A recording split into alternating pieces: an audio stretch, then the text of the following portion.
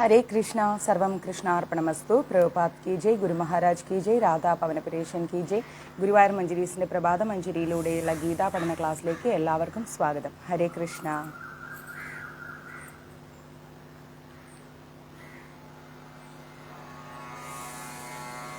യോഗീന്ദ്രാണാം ത്വദംഗേഷ്വധിക സുമധുരം മുക്തിഭാജാം നിവാസോ ഭക്താനാം കാമവർഷദ്യുതരുകിസലയം നാഥതേ പാദമൂലം നിത്യം ചിത്തസ്ഥിതം മേ ഭവനപുരപതേ കൃഷ്ണ കാരുണ്യ സിന്ധോ ഹൃത്വാ നിശേഷതാപാൻ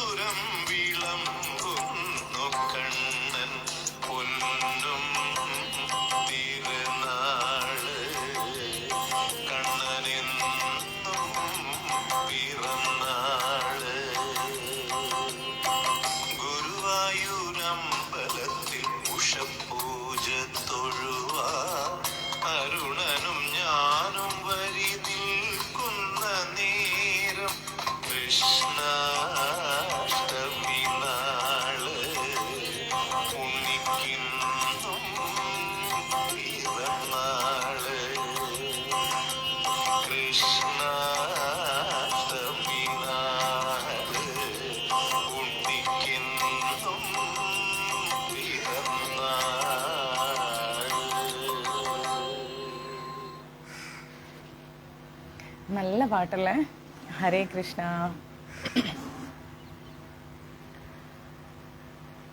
നല്ല മനോഹരമായ പാട്ടല്ലേ? നമുക്കൊക്കെ ഇങ്ങനെ പാടാനുള്ള കഴിവ് ഈശ്വരൻ തന്നെങ്കിൽ എന്ത് രസമായിരിക്കും. ഹരേ കൃഷ്ണ. ഇതൊക്കെ ഒരുപാട് പേർക്ക് ഭഗവാൻ കൊടുത്ത, കനിഞ്ഞ് അനുഗ്രഹിച്ചു കൊടുത്ത കഴിവാണ്. അതുള്ളവരൊക്കെ ഒരുപാട് ഭഗവാന്റെ കീർത്തനങ്ങൾ ആലപിക്കട്ടെ. ആസ്വദിക്കാനും ആരെങ്കിലുമൊക്കെ വേണ്ടേ? അപ്പോൾ നമ്മുടെ ഇന്നത്തെ ഗുരുവായൂർ മഞ്ജരീസിൻ്റെ പ്രഭാത മഞ്ജരിയിലൂടെയുള്ള ഗീതാ പഠന ക്ലാസ്സിലേക്ക് എല്ലാവർക്കും സ്വാഗതം. ഒരുപാട് ദിവസങ്ങളായി തോന്നുന്നല്ലേ നമ്മളൊരു പ്രോപ്പർ ഗീതാ ക്ലാസ് ഒക്കെ എടുത്തിട്ട്? ഒത്തിരി ദിവസമായിരിക്കുന്നു. നാളെ ഇനിയിപ്പം നാളെ രാവിലെ ക്ലാസ് ഉണ്ട്. വൈകിട്ട് ഞാൻ തിരുപ്പതിയിലേക്ക് പോകും.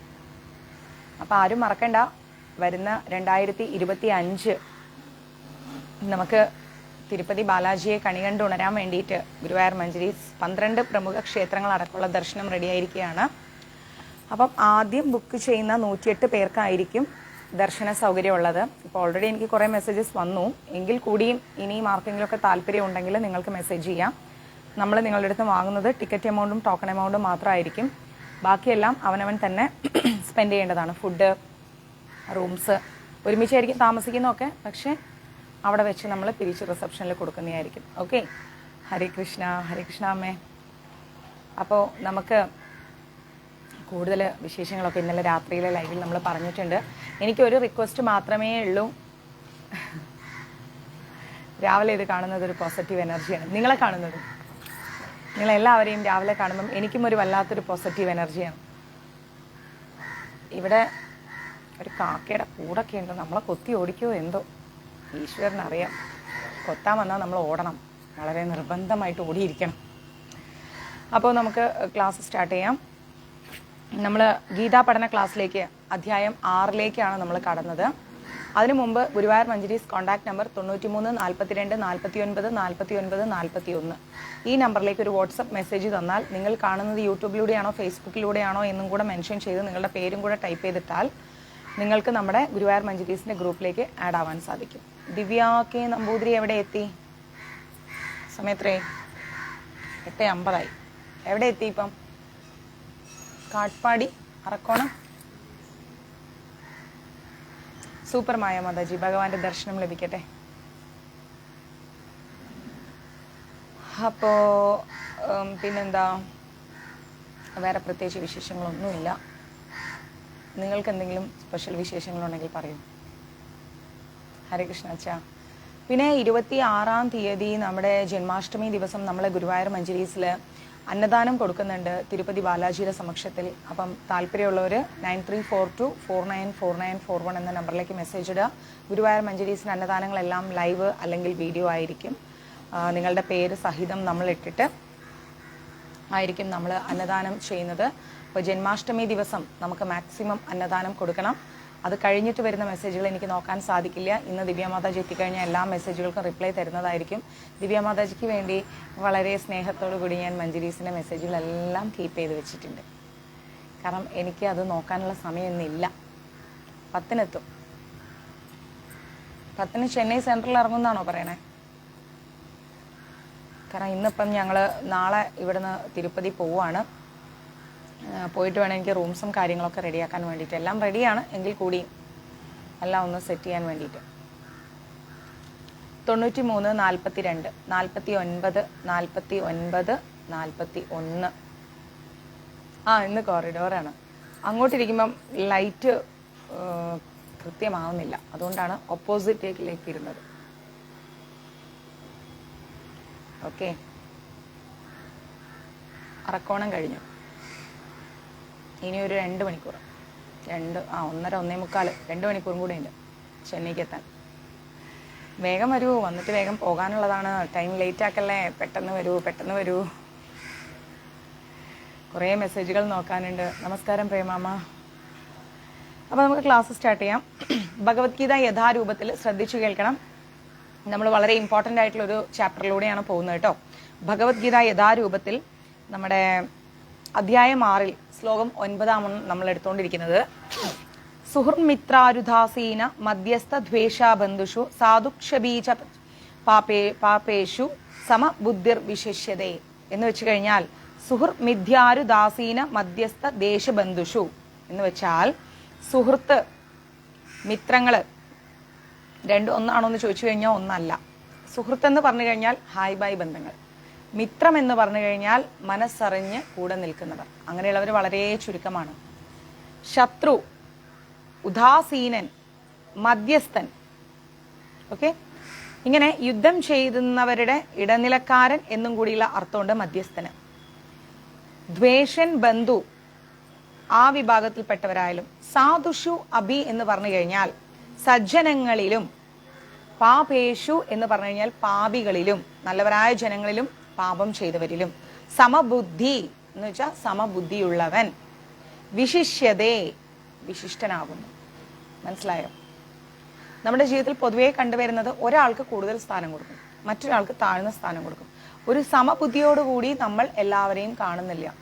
ഒരു കുടുംബം എടുത്താൽ തന്നെ ചിലപ്പോൾ മൂത്ത കുട്ടിയോടായിരിക്കും അമ്മയ്ക്ക് ഏറ്റവും കൂടുതൽ സ്നേഹം, ഇളയ കുട്ടിയോടായിരിക്കും കുറച്ച് സ്നേഹം, അല്ലെങ്കിൽ നേരെ ഓപ്പോസിറ്റ് ആയിരിക്കും. 2 മരുമക്കൾ ഉണ്ടെങ്കിൽ 2 തട്ടിൽ കാണും. അപ്പൊ ഇങ്ങനെയൊന്നും ഇല്ലാതെ നമ്മൾ എന്ത് ചെയ്യണം? എല്ലാവരെയും സമബുദ്ധിയോടുകൂടി കാണാൻ സാധിക്കണം. ഈശ്വരൻ അങ്ങനെയാണ് കാണുന്നത്. കുറവെന്നോ കൂടുതലെന്നോ ഇല്ലാതെ ഭഗവാൻ നമ്മളെ എല്ലാവരെയും, സമസ്ത ജീവജാലങ്ങളെയും തുല്യമായി കാണുന്നു. ഒറ്റ മിനിറ്റ് കേട്ടാ.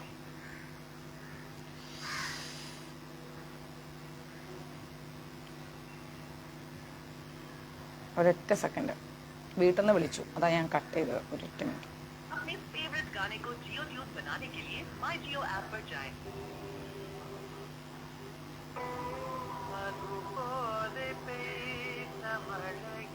താങ്കൾ വിളിക്കുന്നത്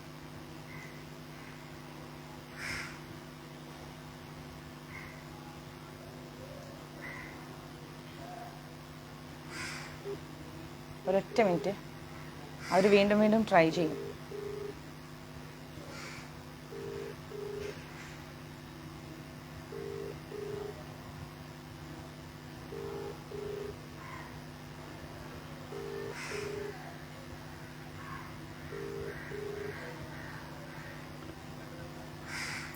ഹലോ അച്ഛാ, ഒന്ന് നിമിഷയ്ക്ക് കൊടുക്കോ?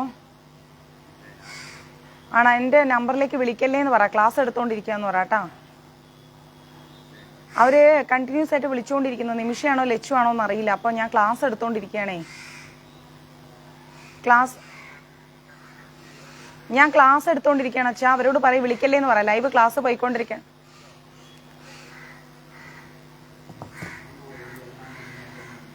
അപ്പോ സമബുദ്ധിയോട് കൂടിയാണ് നമ്മൾ എല്ലാവരെയും കാണേണ്ടത്.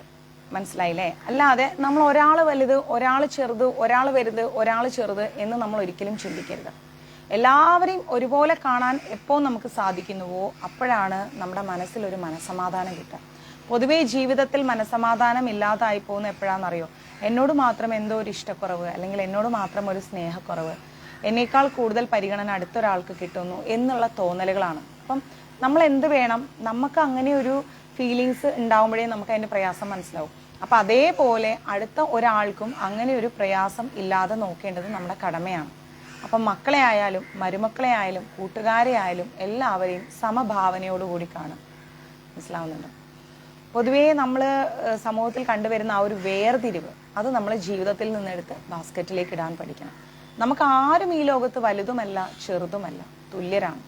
എപ്പോ നമ്മൾ വലുതായിട്ടും ചെറുതായിട്ടും കാണാൻ ശ്രമിക്കുന്നുവോ അപ്പോൾ മുതൽ നമ്മൾ അസുരീക മനോഭാവത്തിലേക്ക് മാറുകയാണ്.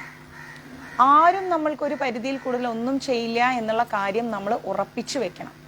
അല്ലാതെ ഇന്ന ആൾ എനിക്ക് എപ്പോഴും കൂടെ ഉണ്ടാവും, ഏത് സമയത്തും എനിക്ക്, ഇതൊക്കെ മിഥ്യാധാരണയാണ്. ആരും ആർക്കും ഫുള്ളായിട്ട് ഈ ലോകത്ത് കിട്ടില്ല. എല്ലാവർക്കുള്ളിലും സ്വാർത്ഥ ചിന്താഗതിയുണ്ട്. ഓക്കെ, ഈശ്വരൻ നമ്മളെ എല്ലാവരെയും ഒരുപോലെ കാണുന്നുണ്ടെങ്കിൽ എന്തുകൊണ്ട് നമുക്കും മറ്റുള്ളവരെ ഒരുപോലെ കാണാൻ പറ്റുന്നില്ല? കാണാൻ പഠിക്കണം. ഓരോ പെൺകുട്ടികളും അമ്മയെയും അമ്മായി അമ്മയും ഒരുപോലെ കണ്ടു തുടങ്ങിക്കഴിഞ്ഞാൽ പ്രശ്നങ്ങളില്ല. അപ്പോൾ നമ്മൾ പറയും ഞാൻ എത്ര തന്നെ സ്നേഹിച്ചിട്ടും എൻ്റെ അമ്മയെ പോലെ അവരാവുന്നില്ല. അതെന്തുകൊണ്ടാണെന്നറിയാമോ? വ്യത്യസ്തമായ രീതിയിലാണ് ഓരോ വ്യക്തികളുടെയും ശൈലികൾ. ഇപ്പോൾ ഞാൻ ചോറ് കഴിക്കുന്ന പോലെ ആയിരിക്കില്ല മറ്റൊരാൾ ചോറ് ഉണ്ണുന്നത്, ഞാൻ സാമ്പാർ ഉണ്ടാക്കുന്ന പോലെ ആയിരിക്കില്ല മറ്റൊരാൾ ഉണ്ടാക്കുന്നത്. എല്ലാവർക്കും ഒരു വ്യത്യസ്തതയുണ്ട്. മനസ്സിലാവുന്നുണ്ട്? ഇപ്പം ഞാൻ എൻ്റെ സ്റ്റൈല് കുക്കിംഗ് ഒക്കെ കോഴിക്കോട്, എറണാകുളം അങ്ങനെ കുറേയൊക്കെ അവിടെയും ഇവിടെയൊക്കെ ആയതുകൊണ്ട് കുറച്ച് മിക്സ്ഡ് ഒക്കെയാണ്. ചിലപ്പോൾ താളിക്കുന്നതൊക്കെ ചെന്നൈ സ്റ്റൈലിലാവാം, കുറച്ച് ഡിഫറെൻ്റ് ആണ്. എന്നാൽ അതുപോലെ ആയിരിക്കില്ല കോട്ടയത്ത് നിന്ന് വരുന്ന ദിവ്യയുടെ കുക്കിംഗ്. ചോദിച്ചു നോക്കൂ, ലൈനിലുണ്ടല്ലോ, വ്യത്യസ്തതയുണ്ടാവും. അങ്ങനെ ഇരിക്കെ ഞാൻ അതൊന്ന് രുചിച്ച് നോക്കി, എനിക്കത് ഇഷ്ടപ്പെട്ട് കഴിഞ്ഞാൽ അത് പഠിക്കാൻ ഞാൻ ശ്രമിക്കും. അങ്ങനെ പഠിച്ചിട്ടുമുണ്ട്. ഞാൻ ചെയ്യുന്നത് പോലെ ഉണ്ടാക്കാൻ ദിവ്യയും ശ്രമിക്കും. അപ്പം അവിടെയാണ് ആ ഒരു എന്ത് വരുന്നത്, മനസ്ഥിതി ഈക്വൽ ആവുന്നത്.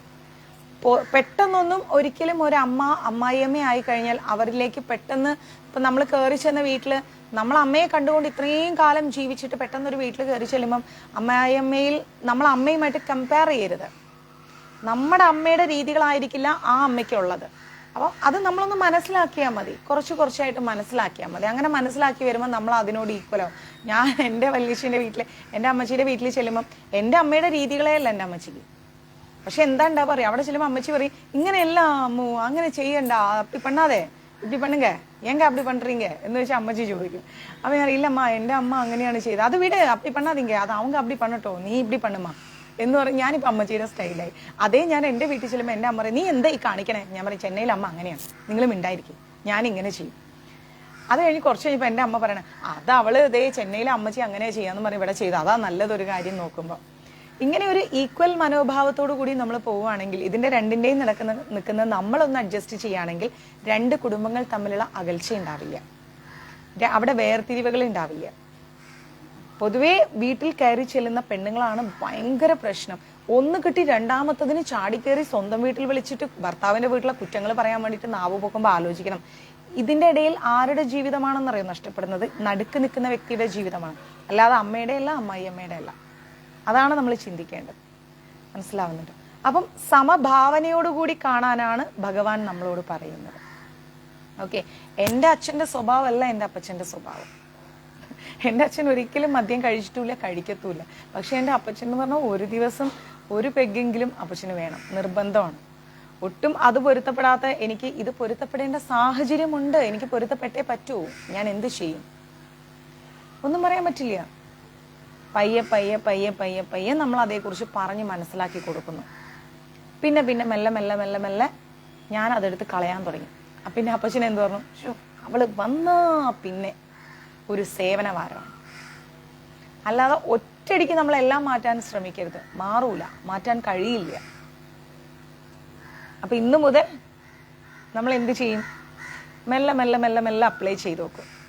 അല്ലാതെ ഒറ്റയടിക്ക് നമ്മൾ ഇത് ഇപ്പൊ കാണുന്നതേ അതാണ്. കല്യാണം കഴിഞ്ഞ് അങ്ങ് ചെല്ലുമ്പോഴേക്കും ആദ്യത്തെ ഒരു മാസം ഭയങ്കര കളിയും ചിരിയും ഞാൻ പലപ്പോഴും കണ്ടിട്ടുണ്ട്. പലരുടെ വെഡിങ് ആൽബം കാണുമ്പോൾ അല്ലെങ്കിൽ പെണ്ണ് കാണാൻ വരുമ്പോഴൊക്കെ ഞാൻ കണ്ടിട്ട് അമ്മായിയമ്മ അങ്ങോട്ട് മകൻ കല്യാണം കഴിക്കാൻ പോകുന്ന പെണ്ണിനെ അങ്ങ് കെട്ടിപ്പിടിച്ച് ഉമ്മ കൊടുക്കുന്നു, ചേർത്ത് നിർത്തുന്നു, അടുത്ത് നിർത്തുന്നു. ആദ്യത്തെ 6 മാസം പറയൽ എന്താണെന്നറിയോ, അയ്യോ അവളെ ഇങ്ങോട്ട് വിടേയില്ല. ഇത് പൊതുവേ എല്ലാവരിലും കോമൺ ആയിട്ട് കേൾക്കുന്ന വാക്കാണ്. അവളെ ഇങ്ങോട്ട് വിടൂല, അവള് പോയേ പിന്നെ അവിടെ അമ്മായിയമ്മ തനിച്ചല്ലേ, അവൻ അപ്പുറത്ത് പോവില്ല, ഇങ്ങോട്ട് വിടൂല, മോളില്ലാതെ പറ്റൂല എന്നാ പറയുന്നത്. എന്താ ചെയ്യാ, അവർക്ക് അവള് വേണം. ഒരു 2 ദിവസത്തേക്ക് പോലും പറഞ്ഞയക്കില്ല. എന്തിനാണ് ഈ പുന്നാരം പറച്ചിലെന്നാണ് ഞാൻ ചിന്തിക്കാറ്. സീരിയസ്ലി ഞാൻ അങ്ങനെ ആലോചിക്കാറുണ്ട്, എന്തിനാണ് ഈ പുന്നാരം പറച്ചില്? കാലങ്ങൾ പോട്ടെ, എന്നിട്ടും ആ ബന്ധം നിലനിൽക്കുന്നു എങ്കിൽ നമുക്കത് അടിയുറപ്പിക്കാം. ഒരു നിമിഷം കൊണ്ട് നമുക്ക് ആരെയും ഒരിക്കലും അളക്കാനോ മനസ്സിലാക്കാനോ സാധിക്കില്ല. മനസ്സിലായില്ലേ ജാനകി മാതാജി? ഒരു 6 മാസം കഴിയുമ്പോഴത്തേക്കും പ്രശ്നങ്ങളായി, പരാതികളായി, പ്രോബ്ലംസ് ആയി, എല്ലാം കൂടി ഒരു അവിയൽ പരിവായി. അപ്പോൾ ഇതെല്ലാം മാറ്റി നിർത്തിയിട്ട് ആദ്യം അമ്മമാര് പറഞ്ഞു കൊടുക്കേണ്ടത് എന്താണെന്നറിയോ, നീ ആ വീട്ടിലാണ് ഇനി ജീവിക്കേണ്ടത്. ഇനി ഞങ്ങൾ എന്ന് പറയുന്നത് നിനക്ക് അതിഥികളാണ്. തോന്നുമ്പോ കയറി വരാനുള്ള ഇടമല്ല ഇനി ഈ വീട്. മനസ്സിലായല്ലോ? ഞാൻ എങ്ങനെ ഈ വീട്ടിൽ കയറി വന്ന് നിന്റെ അച്ഛൻ്റെ കൂടെ ഇത്ര കാലം ജീവിച്ചു, അതേപോലെ നീ ഇനി ആ വീട്ടിൽ ജീവിക്കണം. വളരെ ജെന്യൂൺ റീസൺസ് ഒക്കെയാണ്, നമുക്ക് ഒട്ടും അഡ്ജസ്റ്റ് ചെയ്യാൻ പറ്റുന്നില്ലെങ്കിൽ മാത്രമാണ് ഡിവോഴ്സിനെ കുറിച്ച് ചിന്തിക്കേണ്ടത്. അതർവൈസ് നമ്മൾ എന്ത് പറഞ്ഞു കൊടുക്കണം? അവിടെയാണ് ഞാൻ എൻ്റെ അമ്മയുടെ സിസ്റ്റർ മോൾക്ക് അതാ പറഞ്ഞു കൊടുക്കുക, ഗോപികെ ഒരു കാരണവശാലും നീ മാരേജ് ചെയ്തു പോയാൽ ഞങ്ങളുടെ വീട്ടിലേക്ക് കയറി വരരുത്. നിനക്ക് വരാം, വല്ലപ്പോഴൊക്കെ നിന്റെ ഹസ്ബൻഡിന്റെ കൂടെ വരാം, നിൽക്കാൻ പോകാം. അതർവൈസ് ഇവിടെ ഒന്നും ഒരു അത്താണി ഉണ്ട് എന്ന് നീ ഒരിക്കലും കരുതരുത്. മനസ്സിലാവുന്നുണ്ടോ? അങ്ങനെ നമ്മളൊരു ഫ്ലെക്സിബിൾ ആയിട്ട് എല്ലാ സാഹചര്യങ്ങളോടും പൊരുത്തപ്പെടാൻ പാകത്തിൽ നമ്മൾ പെൺകുട്ടികളെ വളർത്തുകയാണെങ്കിൽ അവർക്കൊരു സമഭാവന വരും. ആ സമഭാവനയോടുകൂടി മുന്നോട്ട് പോവുകയാണെങ്കിൽ ജീവിതം നമുക്ക് സ്മൂത്തായി പോകും. ഇനി അതിൻ്റെ അപ്പുറത്തും നമുക്ക് കുറേ പ്രശ്നങ്ങളുണ്ട്, നമുക്ക് പറ്റുന്നില്ല എങ്കിൽ ഒറ്റ മെസ്സേജ് എനിക്ക് തരാനുള്ളൂ. സമൂഹത്തിലേക്ക് ഒറ്റയ്ക്ക് ജീവിക്കാൻ ഇറങ്ങുന്ന സ്ത്രീയുടെ അവസ്ഥ വളരെ വളരെ വളരെ വളരെ ദുർഘടമാണ്. ആ ദുർഘടാവസ്ഥയെല്ലാം നല്ല ചങ്കൂറ്റത്തോടു കൂടി തരണം ചെയ്യും എന്ന് ഉറപ്പുണ്ടെങ്കിൽ മാത്രം ആ പേപ്പറിൽ ഒപ്പിടാം. എന്നിട്ട് നമ്മൾ എന്ത് ചെയ്യാം? മുന്നോട്ട് ജീവിക്കാം. എളുപ്പമല്ല എന്ന് ഞാൻ 99.9% അടിയവരായിട്ട് പറയുന്നു. മാക്സിമം സമഭാവനയോടുകൂടി നമ്മൾ ജീവിക്കണം. എൻ്റെ ബ്രദറിനോട് ഭയങ്കര സ്നേഹം, എന്നോട് സ്നേഹമില്ല, ഇങ്ങനെ ഒരു ചിന്താഗതിയേ പാടില്ല. ഒരമ്മയ്ക്ക് മക്കളൊക്കെ തുല്യരാണ്, പക്ഷെ കാണുന്ന കാഴ്ചപ്പാടും പറയുന്ന രീതികളും വ്യത്യാസമുണ്ടാകും. ഇപ്പൊ എൻ്റെ മോനോട് ഞാൻ പറയുന്ന രീതിയും എൻ്റെ ഏട്ടൻ്റെ മോളോട് ഞാൻ പറയുന്ന രീതിയും വ്യത്യാസമുണ്ട്. കാരണം എൻ്റെ മകൻ ഒരു ആൺകുട്ടിയും അവളൊരു പെൺകുട്ടിയുമാണ്. അപ്പൊ അവനെ പഠിപ്പിക്കേണ്ട കാര്യങ്ങൾ ഞാൻ പഠിപ്പിക്കുന്നുണ്ട്, അവളെ ഞാൻ വീട്ടിലെ എല്ലാ ജോലിയും പഠിപ്പിക്കുന്നുണ്ട്. അപ്പൊ രണ്ടും രണ്ടാണ്. ഒരിക്കലും ഒരു സ്ത്രീയും പുരുഷനും തുല്യമല്ല എന്ന് സ്ത്രീക്കും പുരുഷനെ പോലെ ആകാം എന്ന് ചിന്തിച്ചു തുടങ്ങിയോ അന്ന് തൊട്ട് സമൂഹം വേസ്റ്റായി, സീരിയസ്ലി വേസ്റ്റായി. പുരുഷന്മാരോട് ബഹുമാനമില്ലാത്ത രീതിയിലേക്ക് പോയി. പുരുഷന്മാർ ധരിക്കുന്ന അതേപോലുള്ള വസ്ത്രങ്ങൾ സ്ത്രീകൾ ധരിച്ചു തുടങ്ങിയപ്പോൾ പീഡനങ്ങളുടെ എണ്ണവും വർദ്ധിച്ചു. എന്തിനാണ് നമുക്ക് മറയ്ക്കാനുള്ള സ്വാതന്ത്ര്യം വാങ്ങിത്തന്നത് പഴയ ആൾക്കാർ? ഇന്നത് മറക്കാനുള്ള എന്താ പറയുക ഒരു ആഗ്രഹവും സ്ത്രീകൾക്ക് ഇല്ലാതെയായി. സോഷ്യൽ മീഡിയ തുറക്കാൻ പറ്റാത്ത അവസ്ഥയായി. എത്ര മോശമായിട്ട് വൾഗറായിട്ടുള്ള വീഡിയോസാണ് ഓരോരുത്തർ ചെയ്യുന്നത്. അതിനടിയിൽ ഒരു കുറിപ്പുണ്ട്. എന്താണ്? എൻ്റെ മക്കളെ പോറ്റാൻ, ജീവിക്കാൻ. ഇങ്ങനെയാണോ ജീവിക്കേണ്ടത്? ഇതാണോ ശരി? ആലോചിച്ച് നോക്കണം. ഇങ്ങനെ എന്തിനാണ് മക്കൾക്ക് ചോറ് കൊടുക്കുന്നതെന്നാണ് ഞാൻ ചിന്തിക്കുന്നത്. അതിലും ഭേദം മക്കളെ അങ്ങോട്ട് വെറുതെ റോട്ടിലേക്ക് വലിച്ചെറിയുന്നല്ലേ നല്ലത്. അതിനേക്കാൾ എത്രയോ മഹത്തരമായ ജോലിയുണ്ട്. ഒരു വീട്ടുജോലിക്ക് ആളെ കിട്ടുന്നില്ല, ഒരു ടൈലറിങ്ങിന് ആളെ കിട്ടുന്നില്ല, ഒരു ഹോം നേഴ്സായിട്ട് ആളെ കിട്ടുന്നില്ല, കുട്ടികളെ നോക്കാൻ ആളെ കിട്ടുന്നില്ല, ഒരു പൂന്തോട്ടം പണിക്ക് ആളെ കിട്ടുന്നില്ല. എത്രയോ സ്ഥലങ്ങളിൽ നമുക്ക് ജോലി സ്ഥലങ്ങളിൽ ആൾക്കാരെ കിട്ടാനില്ല. ഉള്ള ആൾക്കാർ മുഴുവനോ മോശം പ്രവർത്തികൾ ചെയ്ത് വീഡിയോയിലൂടെ കാശുണ്ടാക്കാൻ നടക്കുന്നു. അങ്ങനെയുള്ള പേജുകളെ ചോദ്യം ചെയ്യാൻ വളരെ കുറച്ച് ആൾക്കാർ, എന്നാൽ സത്സംഗങ്ങൾ ചെയ്യുന്ന പേജുകളെ ചോദ്യം ചെയ്യാൻ കുറേ ആൾക്കാർ വേറെയും. ഇങ്ങനെയുള്ള സമൂഹത്തെ നമ്മൾ മാറ്റിയെടുക്കാൻ ശ്രമിക്കണം. എത്രത്തോളം നമ്മൾ ഓരോരുത്തരും മാറുന്നുവോ അത്രത്തോളം സമൂഹം മാറും. കലികാലത്തിനൊന്നും കുറ്റം പറഞ്ഞിട്ട് കാര്യമില്ല രാജേട്ടാ. കുറേയൊക്കെ കലിയുഗത്തിലെ ജനങ്ങൾ ഇങ്ങനെ ആയിരിക്കുമെന്ന് ഭഗവാൻ മനസ്സിലാക്കിയിട്ടാണ് ഗീതയൊക്കെ ഉപദേശിച്ചിരിക്കുന്നത്. ആ ഗീത എല്ലാവരിലേക്ക് എത്തിയാൽ തന്നെ ഒരുപാട് പേര് മാറി ചിന്തിക്കും. എത്രയോ പേര് നോൺ വെജ് ഒരിക്കലും ജീവിതത്തിൽ നിന്ന് ഒഴിവാക്കാൻ പറ്റില്ല എന്ന് തോന്നിയ ആൾക്കാരില്ലേ, അവരൊക്കെ എന്തായി? നോൺ വെജ് നിർത്തിയില്ലേ? നമുക്ക് മാറ്റാൻ പറ്റാത്തതായിട്ടുള്ള ഒരു ശീലങ്ങളും നമ്മുടെ ജീവിതത്തിലില്ല. എത്രയോ മദ്യപാനികൾ മദ്യം നിർത്തിയിട്ടില്ലേ? അതെ, സത്യം. അധ്വാനിക്കാൻ കുറെ ബംഗാളികളും. എന്നിട്ട് അവരിവിടെ വന്നിട്ട് കുറെ നമ്മുടെ കേരളത്തിലെ പെമ്പിള്ളേരെ പ്രണയിച്ചു കൊണ്ടുപോകുന്നു, പീഡിപ്പിച്ചു കൊണ്ടുപോകുന്നു, അവരെ കൊണ്ട് ഈ ജയിലിലിടുന്നു. കുറെ കഴിയുമ്പോൾ അവർ ഇറങ്ങി വരുന്നു. കുറെ പേര് അങ്ങനെ പോണു, ഇങ്ങനെ പോണു. നഷ്ടങ്ങൾ ആർക്കാണ്? നമുക്ക് തന്നെയാണ്. ഇതൊക്കെ ഒന്ന് മാറ്റിയെടുക്കുക. ഇതൊക്കെ ഒന്ന് ചിന്തിച്ച് നമ്മൾ നമ്മുടെ മക്കൾക്ക് നല്ല വഴി പറഞ്ഞു കൊടുക്കുക. അങ്ങനെ ആവുമ്പോൾ തന്നെ ഒരുപാട് മാറ്റങ്ങൾ കാണാൻ സാധിക്കും.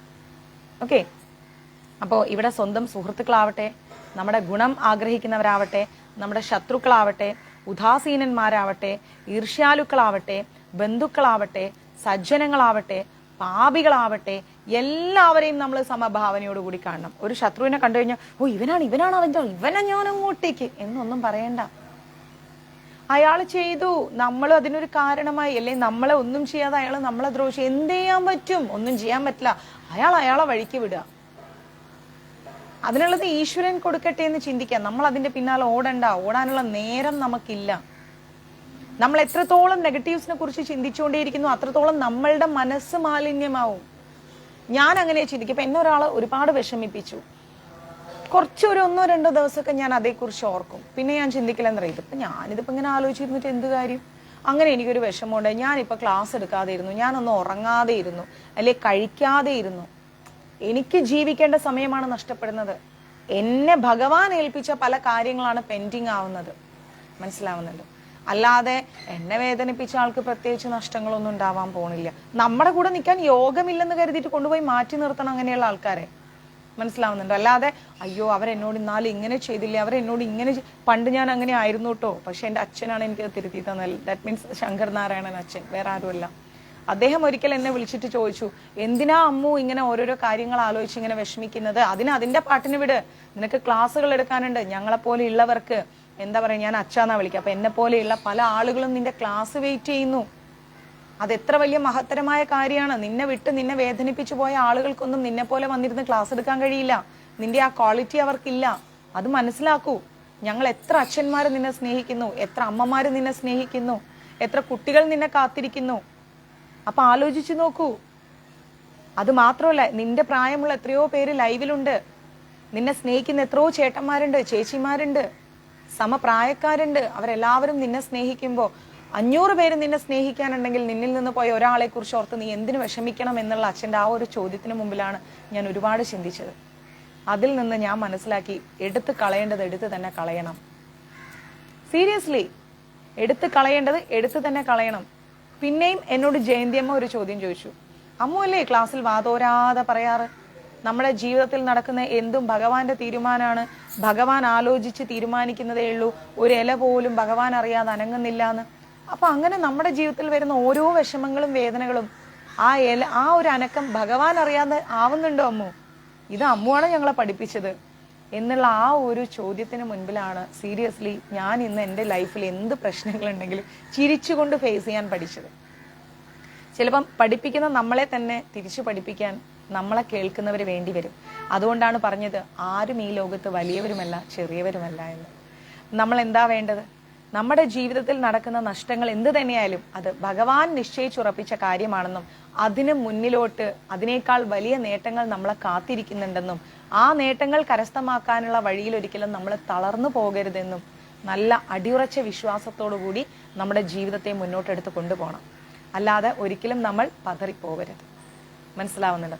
നമ്മളെ വിട്ടകലുന്നത് ആരായാലും ശരി, അവർക്ക് നമ്മുടെ കൂടെ നിൽക്കാനുള്ള യോഗ്യതയില്ല. അതുകൊണ്ടാണ് നമ്മുടെ കുറവുകൾ അവർ കാണുന്നത്. എന്നാൽ നമ്മൾ ചെയ്തു കൊടുത്ത കാര്യങ്ങൾ അല്ലെങ്കിൽ നമ്മുടെ ശരികൾ, നമ്മൾ കാരണം ഉണ്ടായ നേട്ടങ്ങൾ, നമ്മൾ എന്തായിരുന്നു എന്നുള്ളത് മറന്നു പോകുമ്പോഴാണ് അവർ നമ്മുടെ കുറവുകൾ കാണുന്നത്.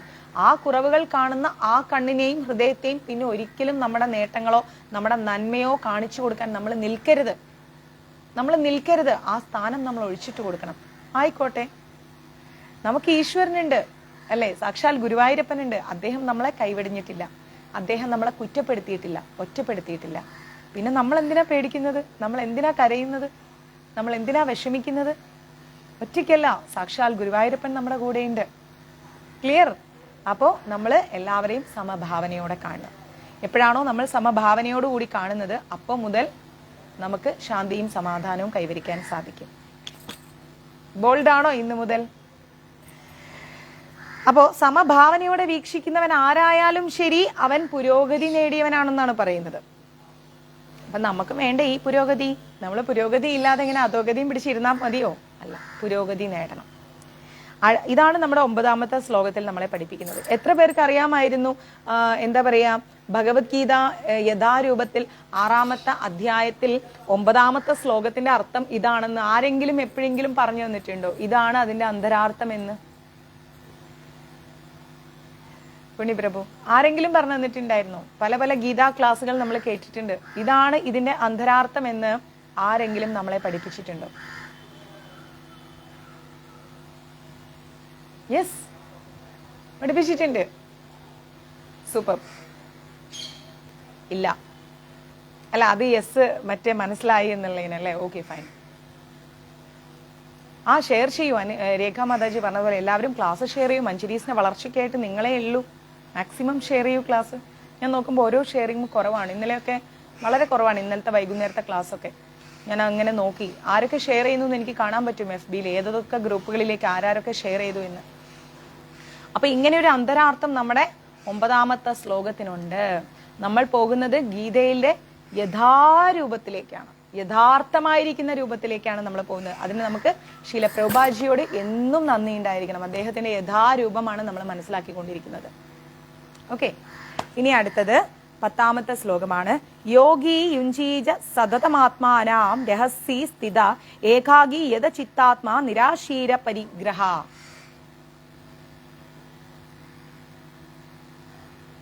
അതെ അച്ഛാ. അപ്പൊ അതിന്റെ അർത്ഥം എന്നാൽ യോഗി എന്ന് പറഞ്ഞാൽ അറിയാം. യോഗി എന്ന് പറഞ്ഞാൽ എല്ലാവർക്കും അറിയാലോ. കഴിഞ്ഞ ക്ലാസ്സിലൊക്കെ യോഗി എന്താണെന്ന് പറഞ്ഞു തന്നിട്ടുണ്ട്. രഹസ്യ എന്ന് പറഞ്ഞാൽ വിജനമായ ഒരു സ്ഥലം. ഏകാഗി എന്ന് പറഞ്ഞാൽ ഒറ്റയ്ക്ക്. സ്ഥിത എന്ന് പറഞ്ഞാൽ സ്ഥിതിയുള്ളത്, അതായത് നിലനിൽക്കുന്നത്, സ്ഥിതനായിട്ട്. യഥചിത്താത്മന മനസ്സിനെ സംയമിച്ചവനായിട്ട്. നിരാശി എന്ന് പറഞ്ഞാൽ മറ്റൊന്നിനോടും ആസക്തി ഇല്ലാത്ത വ്യക്തി. അപരിഗ്രഹ അതായത് സ്വാർത്ഥത ചിന്തയില്ലാത്ത. സതതം എന്നാൽ എപ്പോഴും. ആത്മാനാം എന്ന് പറഞ്ഞാൽ മനോവാക് ശരീരങ്ങൾ. ആത്മാനാം എന്ന് പറഞ്ഞാൽ ആത്മാവ് മാത്രമല്ല, മനസ്സ്, വാക്ക്, ശരീരം.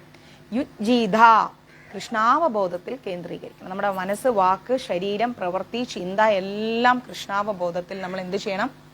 കേന്ദ്രീകരിക്കണം. ഇത് നമ്മളുടെ ചിന്ത ഒരു സ്ഥലത്ത്, മനസ്സൊരു സ്ഥലത്ത്, വാക്കൊരു സ്ഥലത്ത്, ശരീരം ഒരു സ്ഥലത്ത്, പ്രവൃത്തി ഒരു സ്ഥലത്ത്. നമ്മൾ എന്തെങ്കിലുമൊക്കെ ഒരാളോട് ഇരുന്ന് സംസാരിച്ചുകൊണ്ടേയിരിക്കും.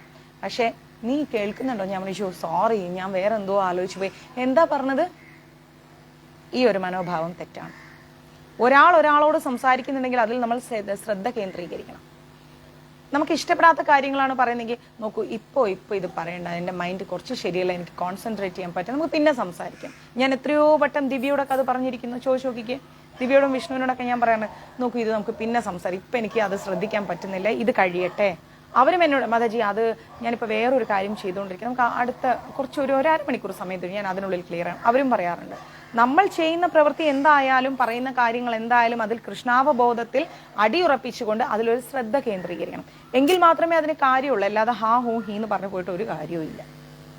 ഓക്കെ, അതാണ് നമ്മുടെ 10ാമത്തെ ശ്ലോകം. അതിനെക്കുറിച്ച് പറയുകയാണെങ്കിൽ, ഒരു അതീന്ദ്രിയ ജ്ഞാനി എപ്പോഴും തന്റെ ശരീരം, മനസ്സ്, ആത്മാവ് ഈ 3 കാര്യങ്ങളെയും പരമപുരുഷനുമായുള്ള ബന്ധത്തിൽ ഏർപ്പെടുത്തണം. അതീന്ദ്രിയ ജ്ഞാനം ലഭിക്കണം, എനിക്ക് ഭയങ്കര ഭക്തി ലഭിക്കണം, ഭഗവാനുമായിട്ട് വലിയൊരു ബന്ധമുണ്ടാക്കണം എന്ന് നമ്മൾ വായ കൊണ്ട് പറഞ്ഞിട്ട് കാര്യമില്ല. നമ്മുടെ മനസ്സ്, വാക്ക്, പ്രവൃത്തി, ചിന്ത, ശരീരം, ഈ 5 കാര്യങ്ങൾ എപ്പോഴാണോ നമ്മൾ സാക്ഷാൽ പരമദിവ്യോത്തമ പുരുഷനുമായിട്ട് അടുപ്പിച്ച് നിർത്തുന്നത്, ആ ഒരു ബന്ധം നമ്മൾ ഉണ്ടാക്കിയെടുക്കുന്നത്, ആ സമയം മുതലാണ് നമ്മൾ ഭക്തിയിലേക്കുള്ള ഒരു ചവിട്ടുപടി കാലെടുത്ത് വെക്കുന്നത്. മനസ്സ്, വാക്ക്, ചിന്ത, പ്രവൃത്തി, ശരീരം, ഈ 5 കാര്യങ്ങൾ നമ്മൾ ഭഗവാനുമായി അടുപ്പിച്ച് നിർത്തിക്കഴിഞ്ഞാൽ നമ്മൾ ഭക്തിയിലേക്കായി. അല്ലാതെ രാവിലെ എഴുന്നേൽക്കുന്നു, കുളിക്കുന്നു, അതായത് ശരീരക്കുറിച്ച് അമ്പലത്തിൽ പോകണം, അതൊരു ചിന്തയാണ്. നേരെ നമ്മൾ എവിടെ ചെല്ലുന്നു? അമ്പലത്തിൽ ചെല്ലുന്നു.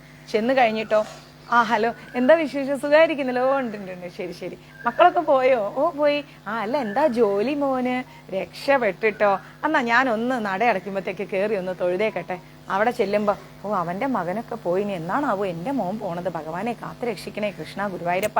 എന്നിട്ട് തിരുമേനിയെ കണ്ടു. തിരുമേനി, എന്റെ മോനൊന്നും ആയിട്ടില്ല, എന്തെങ്കിലുമൊക്കെ ഒന്ന് ചെയ്തു തരണേ തിരുമേനി. ആയിക്കോട്ടെ, വന്നോളൂ, ഇതിന് ഇത്ര പൈസ ഞാൻ കൊണ്ടുവരാം തിരുമേനി. എന്തായാലും അവളെ മോൻ പോയതിന്റെ നിലപാട് അവക്കുണ്ട്. അമ്പലമൊക്കെ ചുറ്റി വരുമ്പോ ആ പഴയ സ്ത്രീ അങ്ങോട്ട് കടന്നു പോണ്ട്. അപ്പൊ അവക്കെന്താ അസുഖം? ഭഗവാനെ എന്റെ കാര്യം. എന്നിട്ട് നെറ്റിയിലൊരു ചന്ദനമൊക്കെ തൊട്ട് കയ്യിൽ കുറച്ച് പൂവും വാങ്ങിക്കൊണ്ട് ഇറങ്ങുമ്പോ മനസ്സ് മുഴുവൻ ഇതാ, എന്നാ ഇനി ഞാൻ നന്നാവുക. അവരൊക്കെ നന്നായി തുടങ്ങി. എന്താ പറയാ, വീട്ടിൽ വന്നു കഴിഞ്ഞാലോ, എഴുന്നേക്കടാ, അവിടെ അവളുടെ മകനൊക്കെ പോയി, നീ ഇവിടെ ഇങ്ങനെ കിടന്ന് ഉറങ്ങിക്കോ.